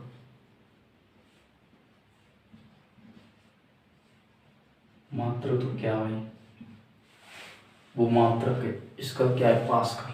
क्या भाई, पास्कल इसका मात्रक होता है, पास्कल। तो ये हमने दाब के बारे में आपको बताया कि किस प्रकार की राशि होती है, और इसका मात्रक आपको सबको पता भाई क्या हो जाएगा, न्यूटन प्रति मीटर स्क्वायर हो जाएगा, इंग्लिश हिंदी दोनों में। और भाई अपन को भाई पास्कल है, तो ये पास्कल भाई किस किस नियम पर काम करता है, तो हाइड्रोलिक जो प्रेस होती है, कौन सी, हाइड्रोलिक प्रेस, लिफ्ट और ब्रेक। हाइड्रोलिक प्रेस, लिफ्ट और ब्रेक जो पास्कल के नियम पर ही काम करते दोस्तों। किस पर काम करते हैं, पास्कल के सिद्धांत पर काम करते। हम बताते हैं हम आपको कि क्षेत्रफल अधिक होगा, देखते होता है।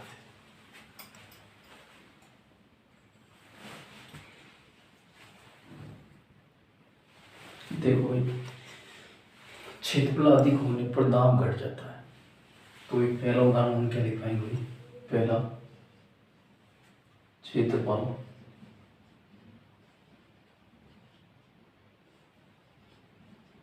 अधिक होने पर,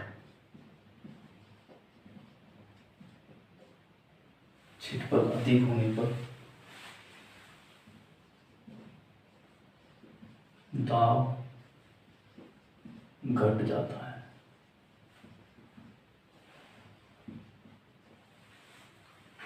घट जाता है इसलिए वही क्या होता है,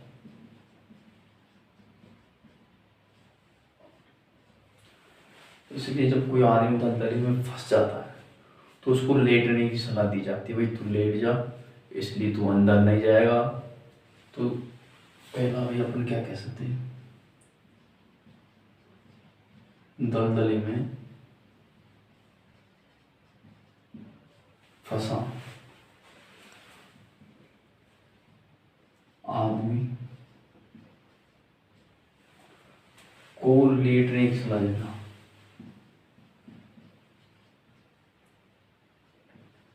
लेटने की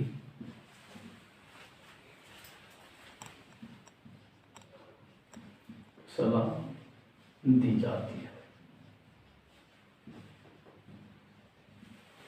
लेटने की सलाह दी जाती है जिससे वो नीचे अंदर नहीं जा पाएगा। इसका सेकंड उदाहरण भाई, जब हम कोई मकान की नींव रखते हैं तो नीचे से चौड़ी रखते हैं, जिससे क्या फाउंडेशन करते हैं अपन, वो फाउंडेशन को चौड़ी करते हैं जिससे कि नींव बैठे नहीं, मकान बैठे नहीं। तो हम क्या करेंगे भाई, दूसरा उदाहरण कि मकान की नींव, मकान की नींव नीचे से क्या बनाई जाती है, चौड़ी बनाई जाती है। दिख तो नहीं आया सभी को, चौड़ी बनाई जाती है भाई। ठीक, ये दो उदाहरण और आप कर सकते हो। ऐसे तो काफी उदाहरण बनते, लेकिन उनको प्रत्येक उदाहरण को लिखाने का मतलब क्या है, दो महत्वपूर्ण उदाहरण थे वो आपको लिखवाए मैंने। हाँ, जब हम कोई डैम बनाते हैं, डैम का मतलब बांध, कोई बांध बनाते हैं तो इसकी भी नींव नीचे से चौड़ी रखी जाती है जिससे कि वो नींव बैठे नहीं पानी की वजह से। ठीक है, सेकंड हुई, अब क्षेत्रफल अधिक, क्षेत्रफल कम होगा तो दाब क्या है, बढ़ जाएगा। क्षेत्रफल कम होने पर दाब बढ़ जाता है। तो भाई कम क्षेत्रफल दाब बढ़ जाता है, दाब अधिक तो क्षेत्रफल कम, क्षेत्रफल अधिक तो दाब कम। समझ में आ रहा है? तो इसमें पहला उदाहरण क्या होगा, बढ़ जाता है इसलिए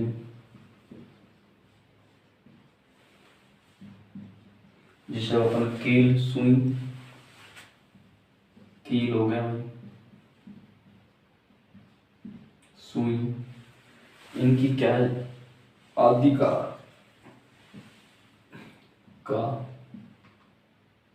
जो भाग होता है आगे का, वो क्या भाई, चौड़ा होता है। आगे का भाग क्या होता है, चौड़ा होता है। सॉरी, आगे का भाग नुकीला होता है, इसलिए उसका भाई क्षेत्रफल कम होता है। और दाब, जब अपन क्या भाई दाब दे सकते हैं, सुई नुकीली होती है, थोड़ी सी सुई बारीक होती है, तो उसमें क्या अपन नीचे दे देते हैं, आगे का सिरा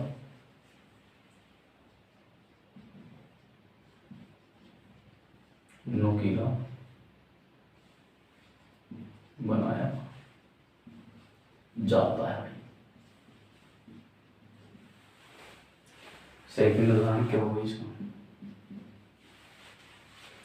आवाज से भरे गुब्बारे हो, नाखून से छीने पर क्या है, वो नहीं फूटता। चलो एक ही कहिए, इसी को बोल लो आप। ठीक, अब अपन तीसरी बात करते हुए, पृथ्वी तल से ऊपर या नीचे जाने पर वायु दाब घट जाता है। पृथ्वी तल से ऊपर या नीचे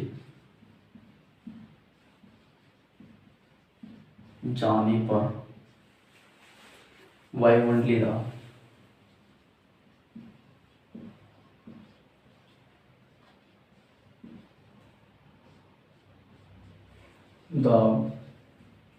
क्या हो जाता है भाई, घट जाता है। वायुमंडलीय दाब घट जाता है, इसलिए तो भाई क्या होता है, इसलिए आराम से पढ़ाए, कोई प्रॉब्लम नहीं पढ़ाने में भाई। एक एक चीज को आपको क्या है, वीडियो देखते तो आप स्पीड करके वीडियो देख लिया करो, ठीक भाई। उसके बाद भाई इसलिए क्या होता है, पहाड़ों पर खाना देरी से बनता है। पहाड़ों पर खाना क्या भाई देरी से बनता है, देरी से बनता है, क्योंकि वहां पर भाई दाब घट जाती है, प्रेशर घट जाता है। सेकंड भाई, सेकंड ये भी उच्च दाब, उच्च रक्त, उच्च रक्तचाप, जिसका भाई बीपी होने वाला व्यक्ति को ऊंचाई पर नहीं जाने की सलाह दी जाती है। उच्च रक्तचाप वाला व्यक्ति को ऊंचाई पर नहीं जाने की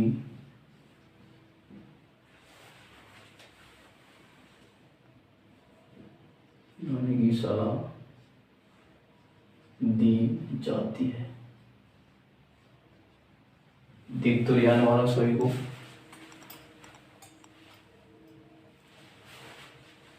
अब उदाहरण नंबर 3 की चर्चा करते हुए, तो इसमें क्या है, वायुयान में बैठे व्यक्ति की यात्री को फाउंटेन पेन होता है, उससे स्याही निकल जाती है, क्योंकि दाब कम हो जाता है। इसलिए वायुयान में बैठे यात्री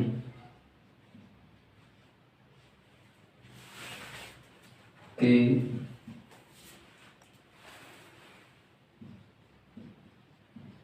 फाउंटेन पेन की जो स्याही होती है वो निकल जाएगी, स्याही बाहर निकल जाती है।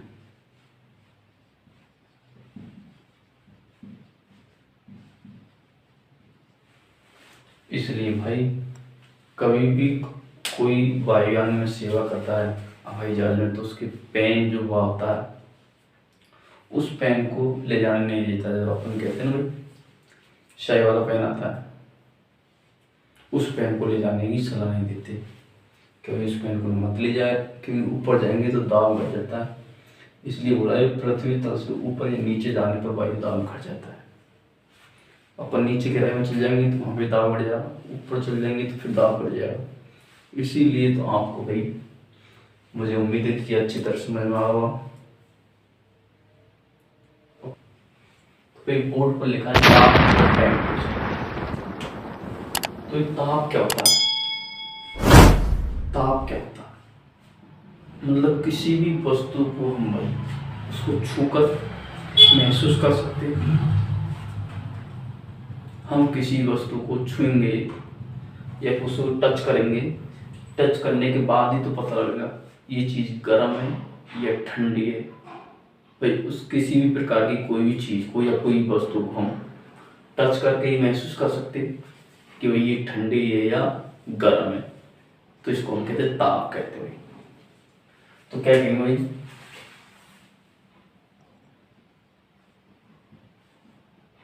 किसी वस्तु भाई किसी भी वस्तु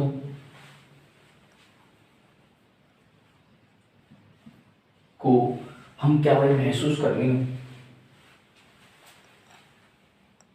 किसी भी वस्तु को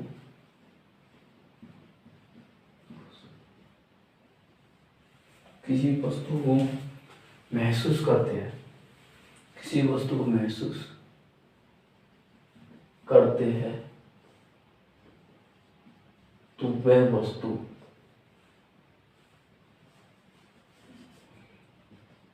तो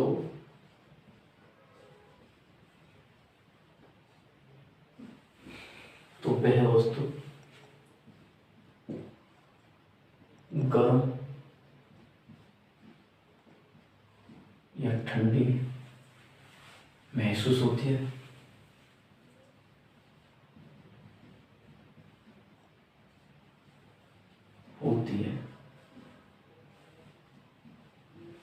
इसे क्या कहते हैं? ताप कहते हैं। महसूस हुई ताप कहते हैं। और भाई इसका मात्रक क्या होता है? अभी मात्रक को अपन केल्विन में नापते, तो इसका मात्रक क्या हो जाएगा? केल्विन।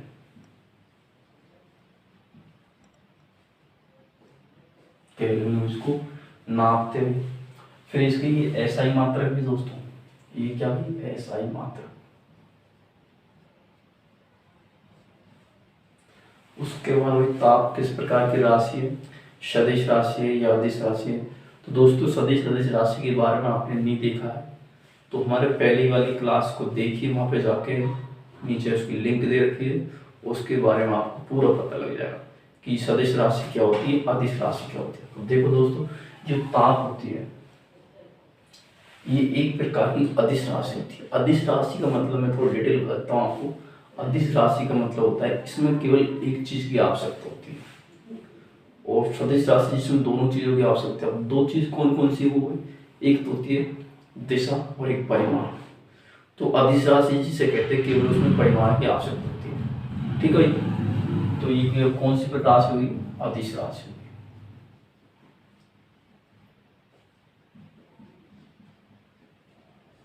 तो ताप कौन सी राशि हुई? अदिश राशि होती है। ताप का अदिश राशि हुई है।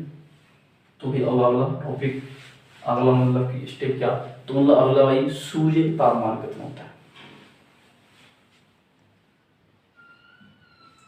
सूर्य के सूर्य की सतह का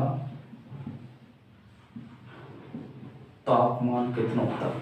तो ये तापमान होता है जो सेल्सियस में, तो ये कितना होता है इसका? 6000 डिग्री सेल्सियस में। या फिर कह सकते हैं तो इसको इस प्रकार से भी कह सकते हैं, 10⁸ के का मतलब होता है केल्विन। ऑप्शन में सेल्सियस में आ जाता है ये और केल्विन में आ जाता है ये, दोनों ही लिख सकते हैं अपन, दोनों ही क्या भी इसके आंसर होता है। उसके बाद मैं बात करता हूँ कि सूर्य का उच्च ताप, सूर्य का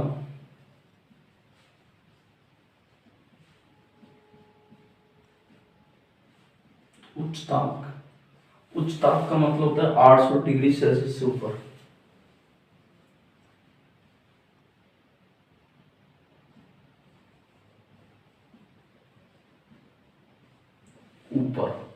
तो इसको किस में नापा जाता है? बैरोमीटर में नापा जाता है।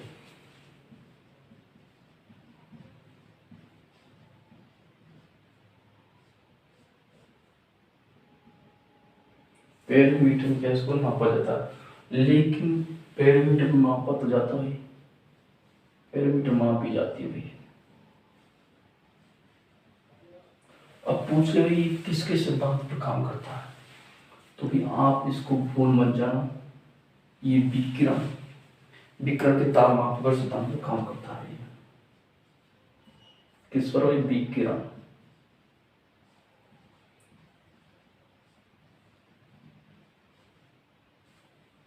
के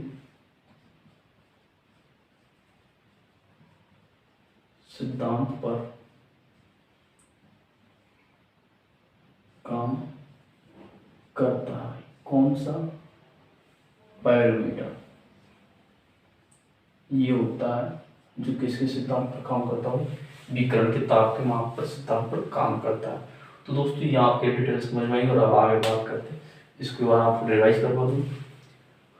ताप या टेम्परेचर को होता है किसी भी चीज की या किसी भी वस्तु को हम छू करके महसूस करते हैं, तो किसी वस्तु को महसूस करते हैं तो वह वस्तु ठंडी या गर्म महसूस होती है। या फिर हम किसी भी पदार्थ को, किसी पदार्थ गुण जिसके कारण हमें ठंडी या गर्म महसूस होती है, ये भी कह सकते हैं। उसके बाद इसका वही मात्रक क्या? केल्विन। ऐसे मात्रक भी होता है, किस प्रकार की राशि है? अदिश राशि है। उसके बाद सूर्य का सतह का तापमान कितना होता है। अब आगे बात करते हैं।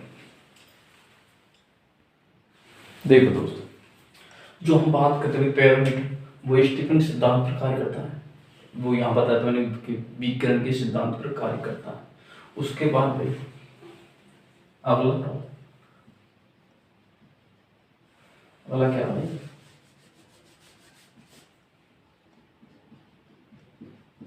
बैरोमीटर। ये बैरोमीटर क्या करता है? स्टीफन के सिद्धांत पर काम, स्टीफन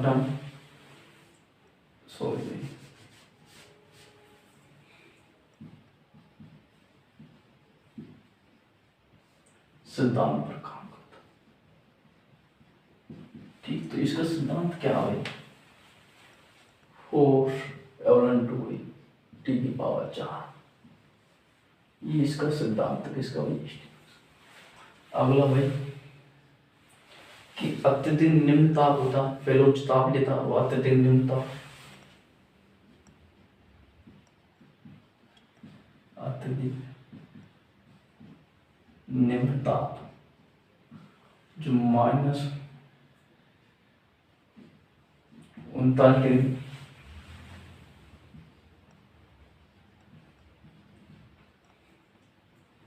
ताप से कम, -39 डिग्री ताप कम होता है, उसको एल्कोहल से मापा जाता है।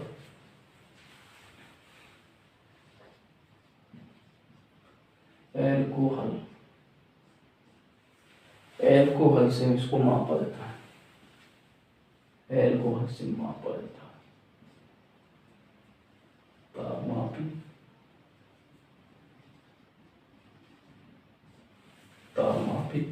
होता है, तापमापी से मापा जाता है। अगला टॉपिक, अगला ये एल्कोहल का हिमांक और गुणांक। जो ये एल्कोहल थी, एल्कोहल का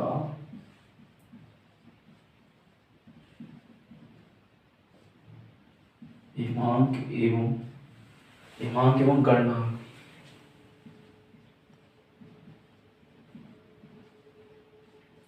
इसका हिमांक गुणांक कितना होता है? -115 डिग्री सेल्सियस होता है। किसका? एल्कोहल का -115 डिग्री सेल्सियस होता है। उसके बाद है तापमापी,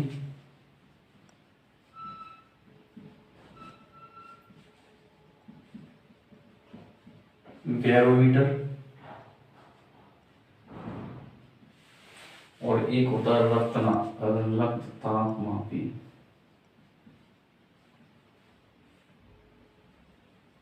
रक्ततापमापी और आदि को सब किस में भरा होता है भाई?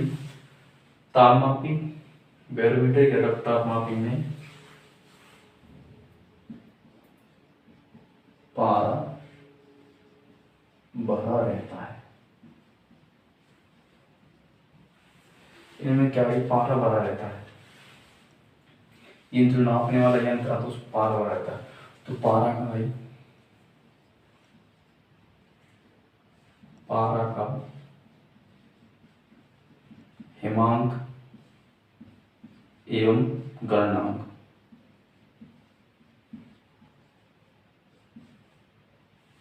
जो पारा होता है उसके हिमांक और गणनांक कितना होता है?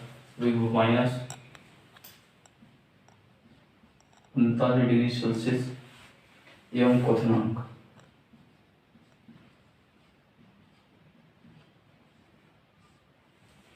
इसका क्वथनांक होता है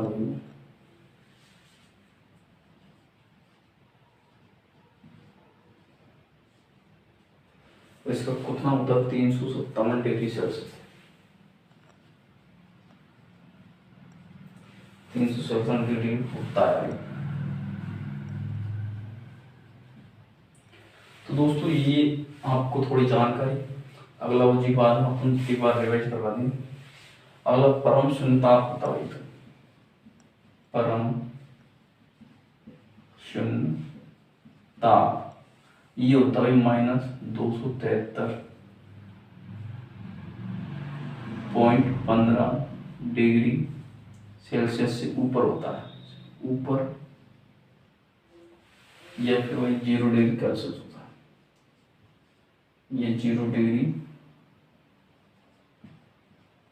केल्विन होता है।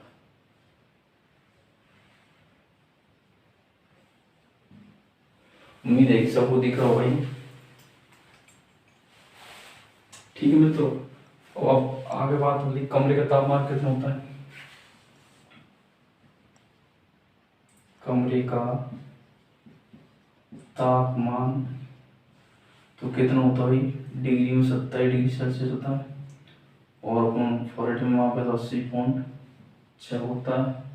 और भाई जी लास्ट वर्क केल्विन उसमें कितना होता है? 300।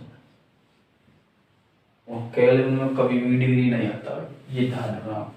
ये कमरे का तापमान हो गया। अत्यधिक निम्न ताप को -39 डिग्री तापमान से एल्कोहल में तापमापी करते हैं। उसके बाद एल्कोहल का हिमांक गुणांक कितना होता है? -115 डिग्री सेल्सियस होता है। तापमापी, बैरोमीटर, रक्ततापमापी, इनमें क्या भी पारा भरा होता है। ठीक है। उसके बाद देखो बच्चे कि पारे का हिमांक और गणनांक कितना होता है? -39 डिग्री और क्वथनांक कितना होता है? 357 तक। तो बच्चा आगे बात करते हैं कि परम शून्य ताप -273.15 होता है, या फिर कह सकते हो 0 डिग्री केल्विन। जो डिग्री क्या नहीं आती केल्विन में, कभी भी डिग्री नहीं आएगी दोस्तों। तो बच्चों देखो कमरे का तापमान डिग्री सेल्सियस में देखा जाए 27, फॉरेनहाइट में देखा जाए तो 80.6 और केल्विन में देखा जाए तो 300 होता है। अब हम आगे और बात करते देखें दोस्तों। देखो मित्रों, अब हम तो बच्चे क्या कह रहे हैं, अगला देखो कि जो मानव होता है, मानव शरीर का तापमान,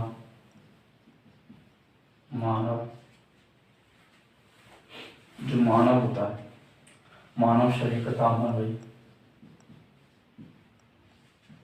का तापमान,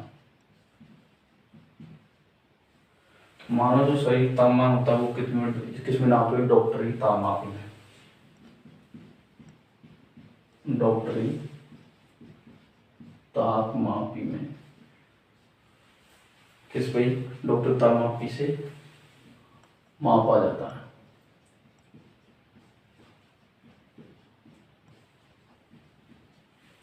तो मापा तो जाता है, लेकिन कितना होता है इसका भाई, जिस पर क्या होता है भाई 95 से डिग्री सेल्सियस में, या फ़ारेनहाइट में नापते हैं तो उनमें क्या है 110 में, तो फ़ारेनहाइट से 110 फ़ारेनहाइट के बीच होता है।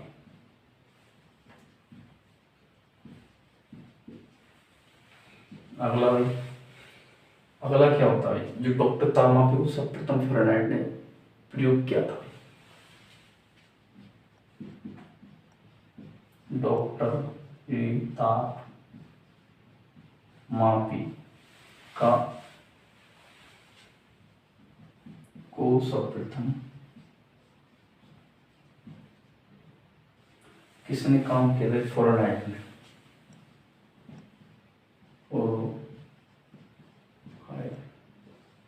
फ़ारेनहाइट इसको सबसे पहले काम में लिया था, इसकी खोज की थी सबसे पहले,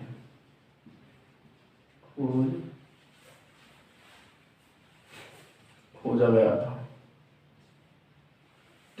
उसके बाद में केल्विन में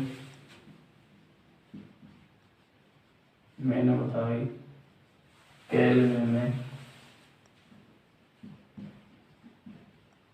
कभी भी डिग्री का प्रयोग नहीं किया जाता, प्रयोग नहीं किया जाता है।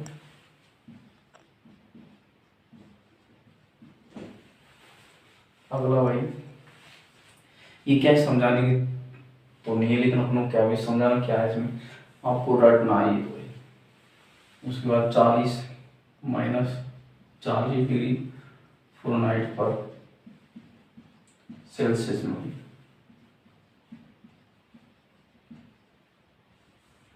ये होता है एवं फ़ारेनहाइट में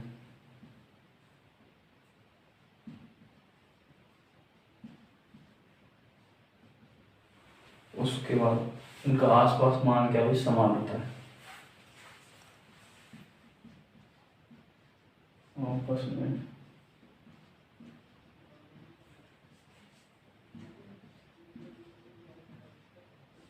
समान होती है। कितना इसका मान -40 होता है, इसका मान 40 ही होता है। तो ये दोस्तों अब एक सूत्र बनता है, वो सूत्र कैसे बनेगा, वो सूत्र आप लिख लीजिए। C5 बराबर F32 माइनस बटे 9 हो गया। उसके बाद बराबर के R/4 बराबर के भाई के -273 बटे 5 होता है। तो इस प्रकार का ये भाई अपन शरीर के तापमान को निकाल सकते हैं।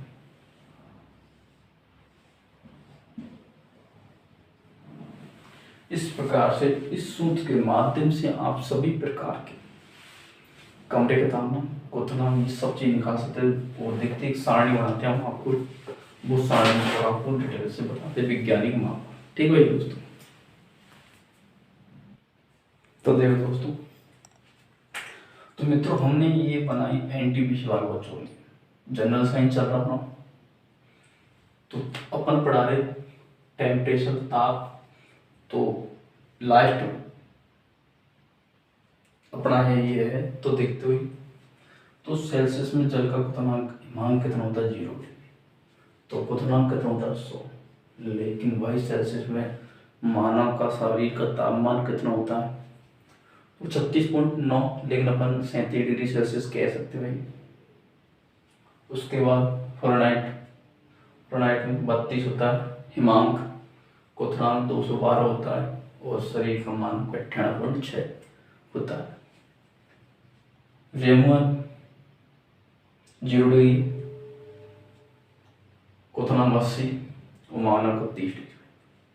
उसके बाद केल्विन में मैंने बताया कि सबसे छोटा मात्रा होता है, इसमें डिग्री का प्रयोग नहीं किया जाता, एक भी परसेंटेज में डिग्री प्रयोग नहीं किया जाएगा।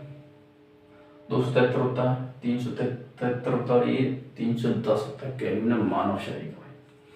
दोस्तों मुझे उम्मीद है कि आपको वीडियो पसंद आया होगा और अधिक से अधिक हमारे YouTube चैनल को लाइक करिए, शेयर करिए और सब्सक्राइब करना ना भूलिए दोस्तों, क्योंकि ये आपके लिए ये NTPC के एग्ज़ाम 2020 के लास्ट वीक से चालू हो रही है। मतलब आज करीब 20 तारीख हो चुकी है और 8 दिन बाद उसके एग्ज़ाम होगी। तो जो हमारे व्हाट्सएप नंबर पर जितने भी क्वेश्चन आएंगे उन पर आपको डिस्कशन करवाया जाएगा, भाई किस प्रकार से कहाँ से क्वेश्चन पुट हो रहे साइंस के में को अपन पुट करवाएंगे। तो आज के लिए इतना ही। जय भीम, जय भारत।